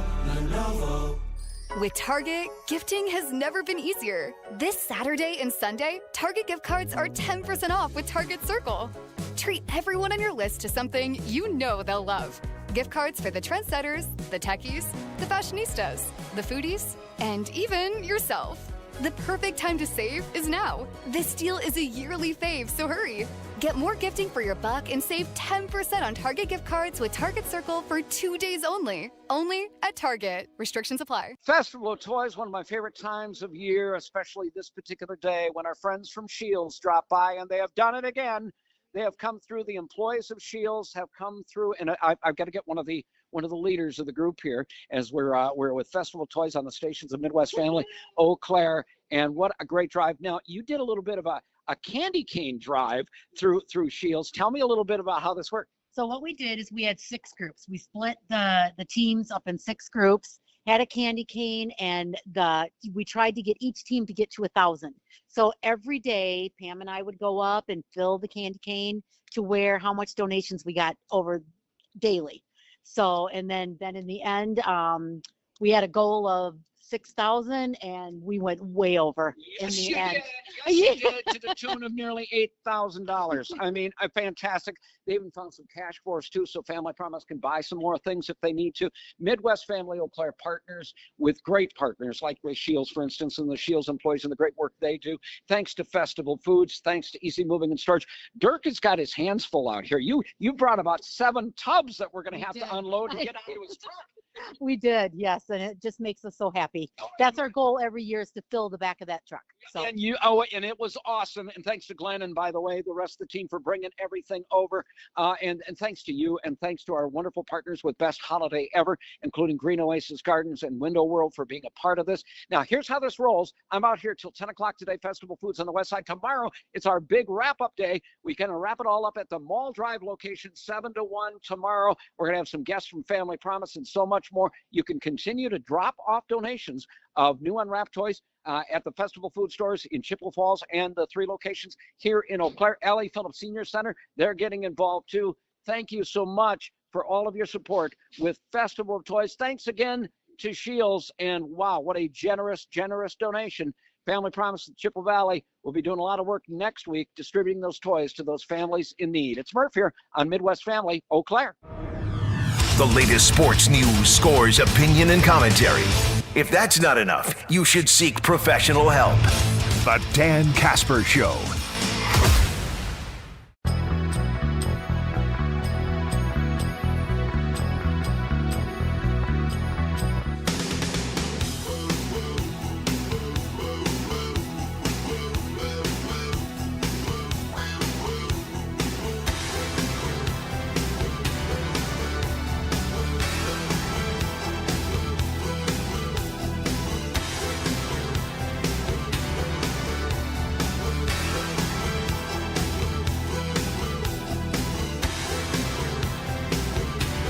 Tuesday, December 23rd. It's our Festivus with the rest of us program at VFW Post 305 right here, Star Avenue in Eau Claire. And it just got a whole lot more exciting. Not only is the VFW Post 305 going to be doing $1 domestic mugs from 6A to 10A, or $2 mugs, craft mugs from 6A to 10A. But if you stop on by and you come over and say hi to Brandon and myself as we're doing the program from 6A to 10A, we're going to buy you a Man Cave Light, a pint of Man Cave Light. So there you got it. All right. So if you got the day off, hang out with us for a few hours at the VFW Post 305 located on Star Avenue. We've got the Feats of Strength happening about 9 o'clock between Surveyor and C-Bomb, who will don the chicken wing necklace this year.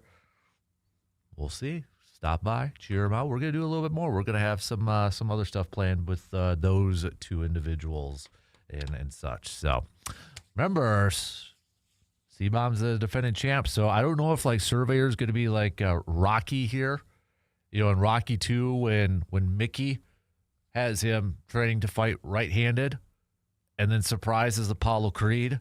I feel like Surveyor is a little bit more of the Rocky and C-Bomb's a little bit more of the Apollo Creed right now. So we'll see how it all kind of plays out. But let's talk some football here. We've been talking a lot of Bucks basketball, and rightfully so, because this has been a kind of a whirlwind 24 hours and such with the whole Giannis and does he want out, and then the injury, and then the big win last night against the Pistons. So let's change it up just a skosh here.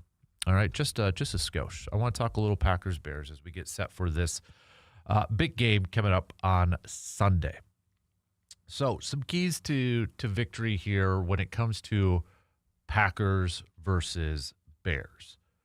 We know one of the biggest keys in this game is going to be the Packers' run defense going up against Chicago's run offense. We know this. I mean, Chicago is coming off of a fantastic performance where they had 2 running backs rush for over 100 yards each against the Philadelphia Eagles last Friday. That is going to be number one. To see if this rushing attack from Chicago, an offense from Chicago, when you look at it, is 1, 2, 3, 4, 5, 6th in the league most yards per game. Most yards per game. And they're second best in the league at running the football. 153.8. The only team better than them is the Buffalo Bills. And then on the flip side, you've got Green Bay's defense, top 5 in total yards allowed, top 10 in rushing. They have given up an average of 98.3 yards per game. Now, Green Bay has given up some yards on the ground as of late. I mean, Rico was the big one with the Panthers. But also, they've done a very good job against another division opponent that's got a 2-headed running back monster, Montgomery and Gibbs with the Lions. So could Green Bay use a similar approach in how they slowed those guys down? Perhaps. But it'll be a big test, and it's going to be a big test with no Devontae Wyatt in this lineup for the Packers. Now, I would argue that Colby Wooden is a bigger key to stopping the run from an interior defensive line standpoint than maybe Devontae Wyatt would have been. And I don't want that to sound like I'm diminishing the value that Devontae Wyatt brings to this ball club, because he is a fantastic interior pass rusher, and he has showcased that this year. It is a loss, okay? It is a big loss. And now you're hoping that Carl Brooks can return. He was returned to practice. Hopefully he can be in there. He is he has shown some good sparks, especially this year, at putting pressure on the quarterback from the interior spot.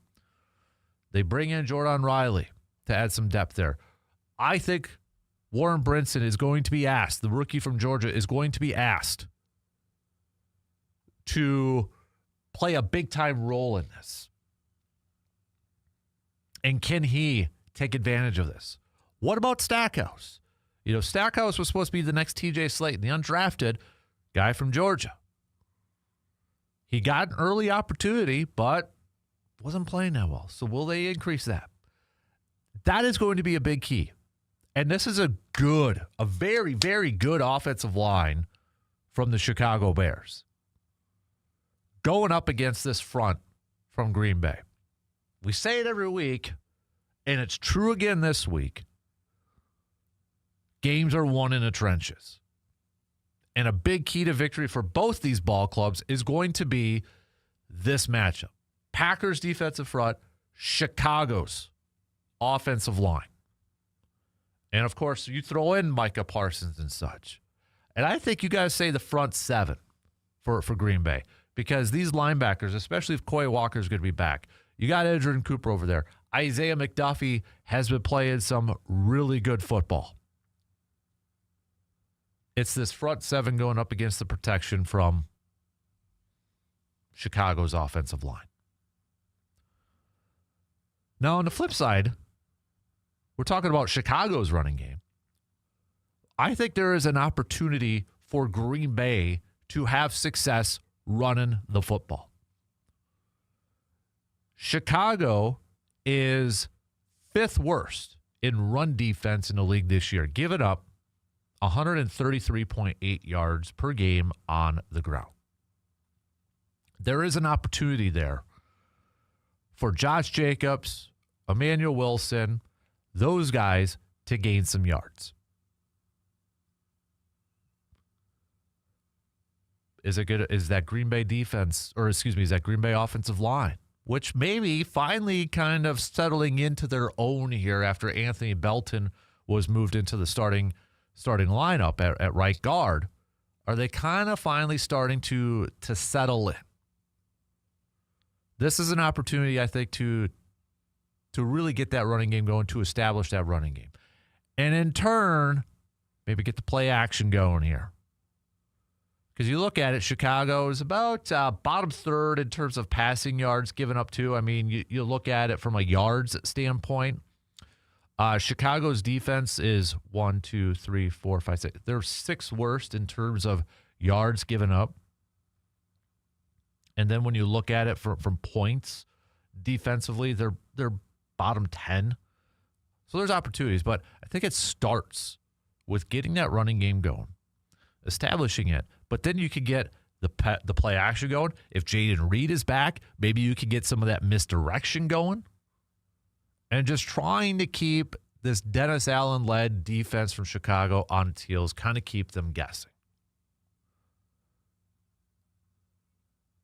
But I think you could kind of maybe take some of the same stuff that you were doing against Detroit and insert it into this game plan.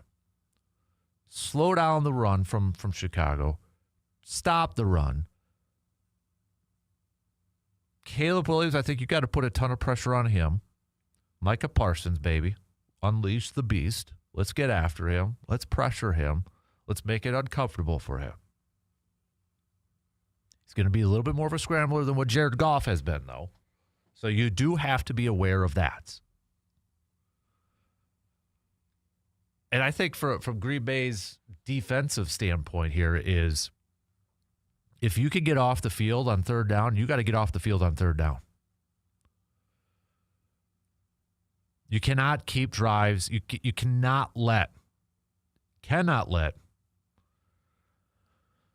Chicago pick up 3rd downs to extend those drives to keep their offense out there and just kind of wearing down this Packers defense. And if that is the case, let's say there is a drive or a couple drives where Chicago's offense is able to keep that Packers defense out there for an extended period of time. On the flip side of Green Bay's offense, we've seen it too many times this year. You don't need to go 3 and out right away. You don't need to do that. Help out your defense, okay? Go out there. And this is a thing that Green Bay did a really nice job of against Detroit. They jumped out to that early lead, which I think they should do against Chicago here. But then when Detroit started to move the football, started to score some points, Green Bay's offense countered. They countered with that. And that's what they're probably going to have to do again this weekend. Looking at the weather for Sunday right now, I mean, it's going to be cold. You're talking below 20, it looks like, for a high.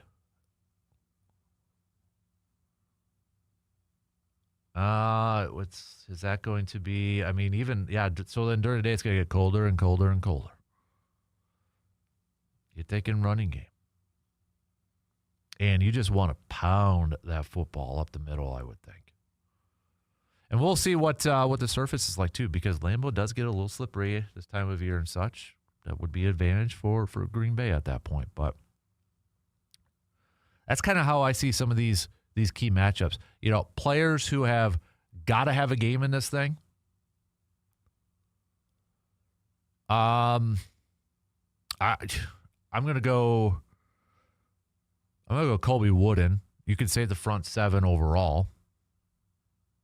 I'm going to go Colby Wooden just to continue to be a presence in the defensive line or stopping the run from a defensive line standpoint.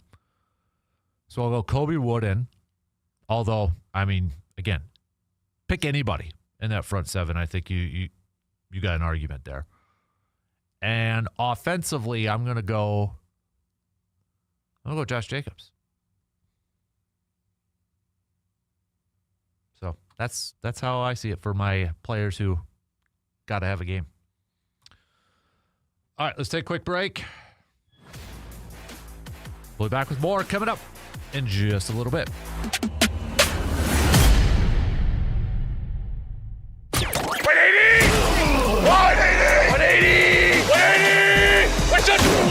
The Dan Kasper Show will be right back.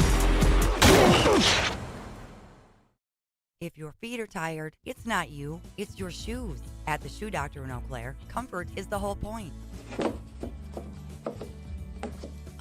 Discover footwear that actually feels good. From premium work shoes and supportive insoles to everyday styles that keep you moving. The Shoe Doctor handpicks brands known for comfort, quality, and long-lasting support. Let them fit you for shoes you'll love all day long. Visit the Shoe Doctor on Claremont Avenue in Eau Claire. Your feet will thank you. See today's new arrivals at ShoeDoctorEauClaire.com.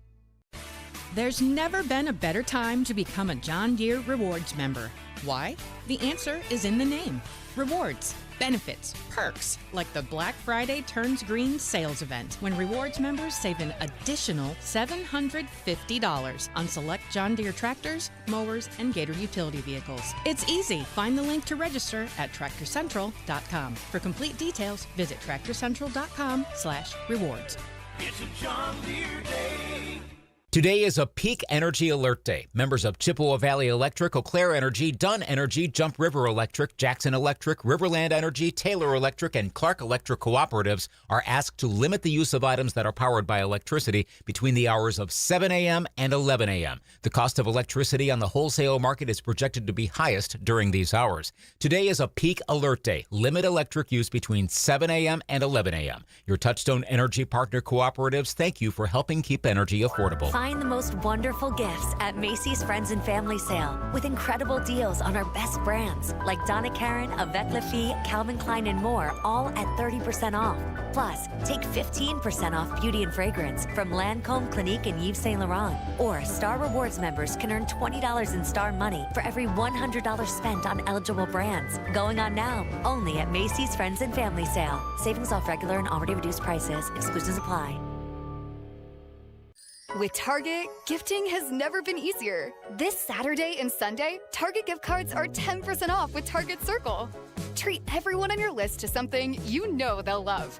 Gift cards for the trendsetters, the techies, the fashionistas, the foodies, and even yourself. The perfect time to save is now. This deal is a yearly fave, so hurry.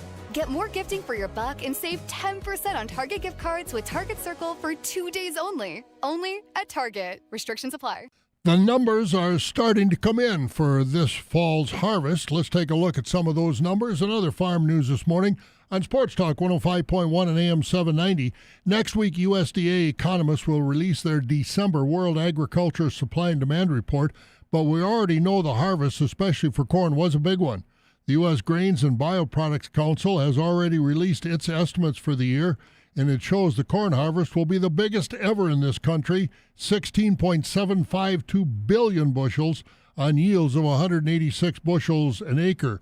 And the quality of the crop is also up 87%, meeting the requirements for number one corn, 98% qualifying as number two. And the amount of broken corn and foreign material for this crop was just 0.3%, half of that level from last year and the lowest amount in the past 15 years. Governor Tony Evers' drive to get all of Wisconsin wired for high-speed internet, especially in rural areas, got a financial boost recently. Earlier this week, the federal government told the governor and the Public Service Commission they would be getting over $1 billion to expand services under the bipartisan infrastructure law. According to the governor's office, that money should be enough to wire more than 175,000 homes and businesses across the state to high-speed internet. More grant money from the Department of Agriculture, Trade, and Consumer Protection. Their Buy Local, Buy Wisconsin program is coming to our area.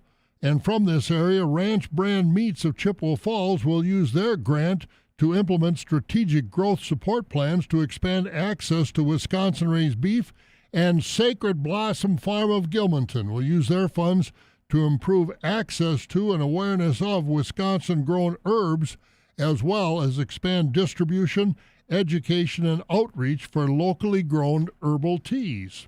That's a look at some of our food and farm news on Sports Talk 105.1 and AM 790. I'm Bob Bosold. Festival of Toys, our 23rd big year. It's Murph here on the stations of Midwest Family Eau Claire, which includes Wax 104.5 and Real Rock 92.9, The X. And also involved in that is I-94. We want to thank them for all their sports. Sports Talk 105.1. I've got the Sports Talk 105.1 hat. Greatest Hits 98.1 Christmas, of course, and 95.9 The Farm, all coming together to make this possible, our 23rd big year. The employees of Shields drop by with just a few things. A thing here, there. Stop it. They show up in the truck. I'm on the Festival Foods site here on the west side, and toy after toy after toy. There's bikes in there. There's a ton of board games. I couldn't possibly play all the board games if I tried. It's amazing. Tell me how this worked over at Shields. Okay, so what we did is whatever cash we got, we had tons of toy donations from employees, but all the cash then, we all went shopping yesterday, and we had all the kids from 6 months all the way up to 18 years in mind. So we got earbuds, we got basketballs, footballs, Barbies, Neato, which is a big thing right now. And we even, for some of the older girls, we got perfume and accessories, things like that you wouldn't, so it's not all toys. It's a little bit of everything. Could be some of that fun body wash. There is some of that body wash. Yes, there is. I'm just saying. It's all good. It's all good. And it helps so many families out. And I said this before, and I'm going to say it again. These are not faceless, nameless kids we're talking about. We're talking about families. They go to church with us. They go to school with us. Some of them are homeless. Some of them aren't.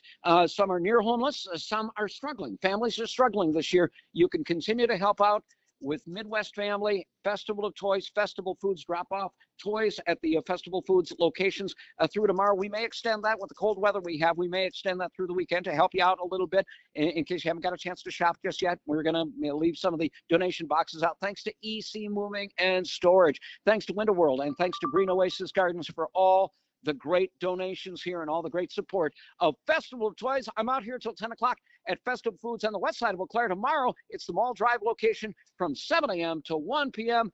Festival of Toys. It's Murph. Broadcasting live from the TDS Sports Talk 105.1 studios, it's the Dan Kasper Show.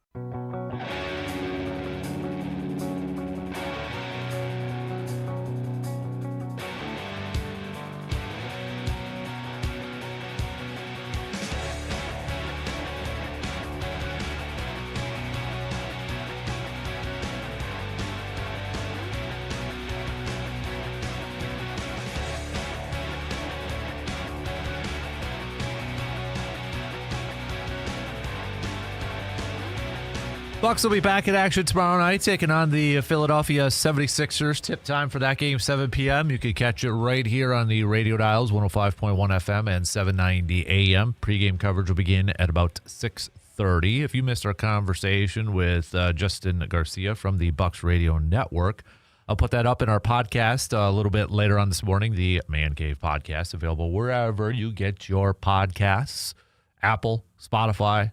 Also available on the YouTube channel, if you wouldn't mind clicking that, ringing the bell over there for a quick follow on the YouTube channel. Same with the podcast on Spotify and Apple. If you could, like on Apple, a nice review and then a star rating, like a 5-star rating, I'd love you if you did that. Okay, I don't know you, but I'd love you because that helps the computer warlords out there spread the word of the podcast out there. So it takes you just a few seconds. Okay, you're not going to get spam email or anything like that. So if you could do that, again, I'd love you. So in the season of giving, right? God, I need your help. All right, let's talk some more Bucks here, shall we? All right, pitter patter. Let's get at her. Okay. I was looking at ESPN because again, this is going to be all over the place for the next who knows how long until we maybe kind of hear about Giannis' injury situation. But, of course, the mothership, they've got 5 trade scenarios. 5 trade scenarios, potentially that they could get for Giannis. I just go through it here. Atlanta would get Giannis and Cole Anthony. Bucks get Trae Young, Zachary, and then some 4 first rounders. Houston, Giannis, and Thanasis. Then you get Sengun, Van Vliet, and a first rounder. Knicks, Giannis and Jericho Sims. Bucks would get Karl-Anthony Towns, Tyler Kolek, 4 first rounders. San Antonio, Giannis. Then they would get Harrison Barnes, Kelly Olynyk, Castle, and then 3 first rounders. Golden State, Giannis and Thanasis. Draymond Green, Jonathan Kuminga, Buddy Hield, and then 4 first rounders. I guess if it was those,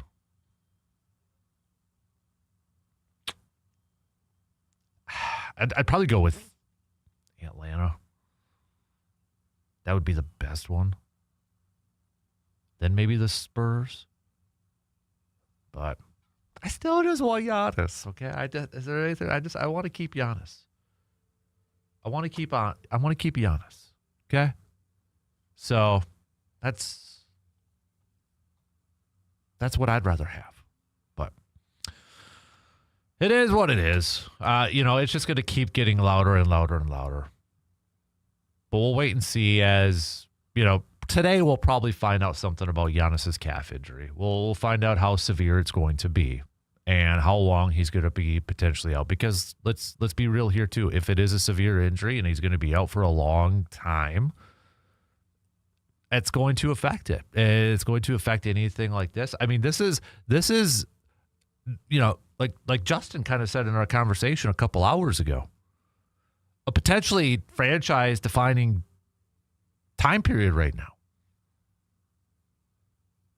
Because if it's true out there about this Giannis stuff, that maybe he potentially could be moved, that's obviously franchise-defining. If he's hurt and he's going to miss a big chunk of this season, you're talking about a team then that, you're probably going to fall down a little bit in the standings. Not going to win a ton of games. There's 3 scenarios. Or he's just going to miss a little bit of time, and then he's going to come back, and then he's going to finish out the rest of the season with the Bucks, and we'll see how it goes. Those are kind of the 3 scenarios, right? That's what's at play. But I have no good gauge on how this is gonna work out. I really don't. Not to be dramatic or anything like that, but I have no good idea how this is gonna work out. I just hope from last night's game, and I don't want to bury too much of that headline of that was a fantastic win last night by the Bucks with no Giannis. That was fantastic. That's what I wanted to see. Even with Giannis in there, a team bouncing back with all of the talk from outside of the locker room, all the talk from outside of the organization, for a team to come together and pick up a big win. Now, the thing is, build off of it. Use it. Use that as your stepping stone. Use that as a building block to go on a nice run here. Get out of this hole that you have dug yourself in. You're going to have to do it without Giannis. Let's play the odds. He's probably not going to be there because of the injury for a little bit. We don't know how long. And this is what we wanted to kind of see during that stretch that Giannis was out with the groin injury. It's only one game. But going forward, I want to see this team come together and build off what they accomplished last night. It was, you look at it, if you didn't watch or you didn't listen to it, you would probably assume, okay, Miles Turner must have had a really great game. Or maybe Kuzma had one of those games. No. Miles Turner played 20 minutes and scored 9 points. Kyle Kuzma played 21 minutes and scored 4 points. AJ Green played 40 minutes. Ryan Rollins, 39 minutes, 22 points. Kevin Porter Jr., 35 minutes, 26 points. Off the bench, Bobby Portis, 30 minutes, 13 points. And then Jericho Sims, 30 minutes, 15 points, 14 rebounds. Double-double. Sims' best game of his career. Contributions from those guys. Those were the guys that put it on their shoulders to come away with a W from last night. I don't know how many more games they can win with a lineup like that. But I want this team to use this opportunity. Okay, let's come together. They got to start just playing better overall basketball and to hold the Pistons to 109 points last night. 40% from the field. And this was a Pistons team that, was crashing the offensive boards and out-rebounding them on the offensive side too.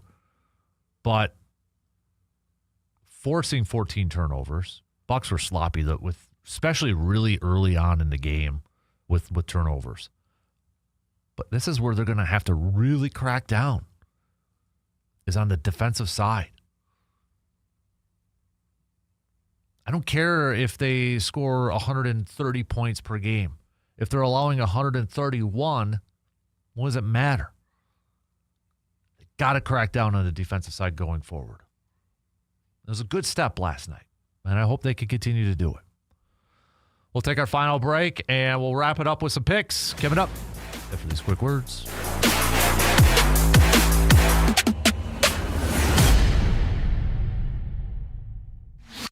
Got a take on today's topic, but can't call in? Then hit us up on Facebook, Twitter, or the text line and let your fingers do the talking.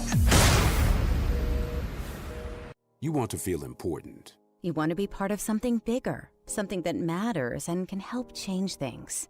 You want to feel like you belong. We know. We felt that way too. And that's why we did something about it. We aren't just Army National Guard soldiers. We are normal people just like you. But our part-time service in the Army National Guard means we get to be more. When our communities are in need, we get the chance to stand up and do something about it. We get to serve in our own region and help the people we call neighbors. From the lakeshores of Ohio, Michigan, Wisconsin, and Minnesota. The fertile fields of Indiana, Illinois, and Iowa to the wide open plains of North and South Dakota. We are here for our hometowns. And together, we can make a difference. Take on your legacy. Visit NationalGuard.com to find out more. Sponsored by the Wisconsin Army National Guard. Aired by the Wisconsin Broadcasters Association and this station.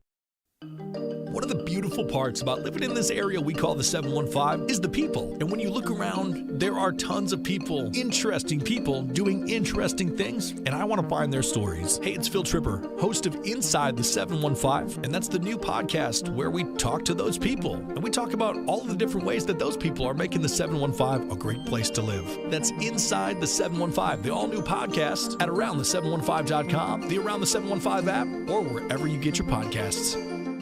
If a Lenovo computer for your business is on your holiday list, don't shop around. Just go directly to the source, Lenovo.com. It's your last chance to get exclusive deals on the PCs you want for your business, like the ThinkPad X9 14 Aura Edition and Yoga 7i 2-in-1. So avoid all that shopping chaos and price comparing, and just go directly to the source, Lenovo.com, where PCs are up to 35% off. That's Lenovo.com.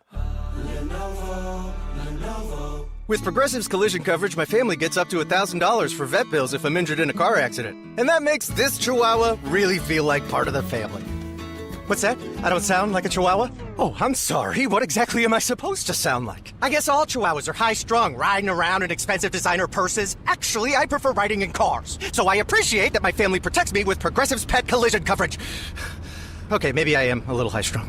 Progressive Casualty Insurance Company and affiliates. Not available in all states. Coverage for dogs and cats is included with the purchase of collision coverage and is subject to policy terms. Make your holiday shopping simple this year with a stop at Mike's Star Market in Eau Claire. From premium hand-cut roasts and holiday hams to perfectly seasoned brats, fresh ground beef, and all your favorite meats, Mike's Star Market has everything you need to make your holiday meals unforgettable. Stock up for family gatherings, gift great local flavor, and enjoy the quality and service that only a hometown market delivers. Give them a visit today at 2238 Heimstead Road in Eau Claire. Every now and then I rinse it out, and I need Downy rinse tonight, and I need it more. My kid was the bed and the smell never leaves. I don't know what to do, I'm always in the dark. The sweat and dead short smells like a dog park. Downy rinse it tonight. Downy Rinse fights stubborn odors in just one wash. When impossible odors get stuck in, Rinse it out. Stand by as we continue our dig for the truth and the toy at the bottom of the cereal box. Oh, got it. The Dan Kasper Show.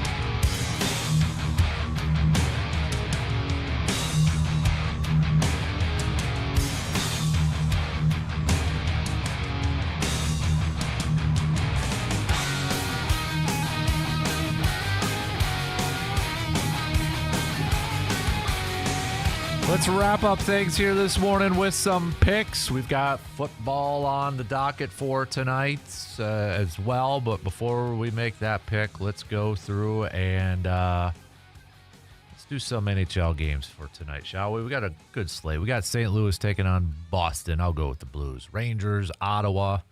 Why not? I'll go Senators. Pittsburgh, Tampa Bay. I'll take Tampa Bay. Nashville versus Florida. I'll roll with Florida. Colorado taking on the Islanders. I'll go with the Avalanche.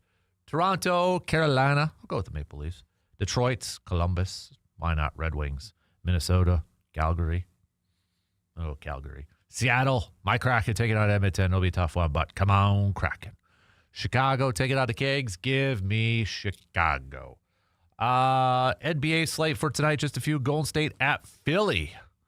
Philly's favored by 2.5. I'm going to go Golden State, though. No, I'm going to switch. I'm going to go Philly. Never mind. Boston at Washington. Give me the Celtics. Utah, take it on Brooklyn. Give me Utah. Give me 2. Lakers, Toronto. Ooh, actually a sneaky good matchup. I'm going to go Lakers, though. Minnesota at the Pelicans. Yep, it's the T-Wolves. So that's where I'm going there. Do we have any good?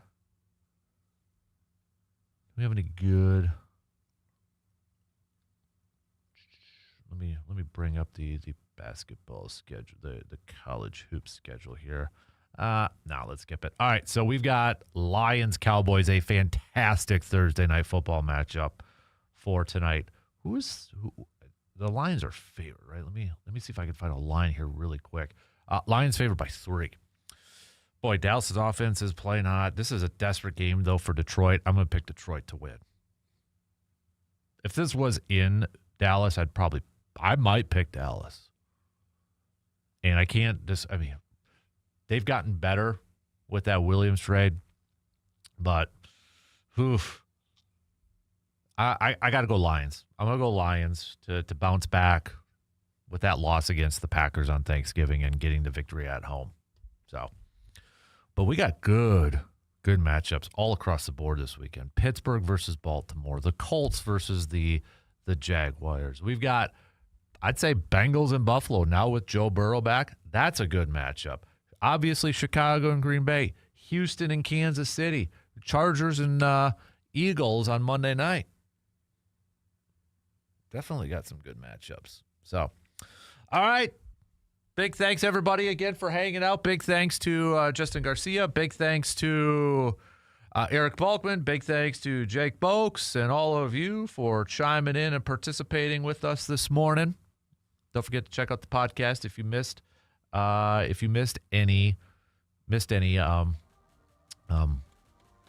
Segments. That's the word I was trying to think of. All right. Have a good rest of your day.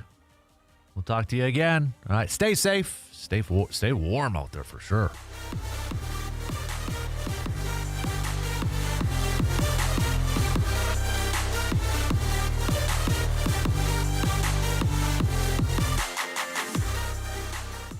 WAYY Eau Claire, W286CK Eau Claire, Sports Talk 105.1 and 790 AM.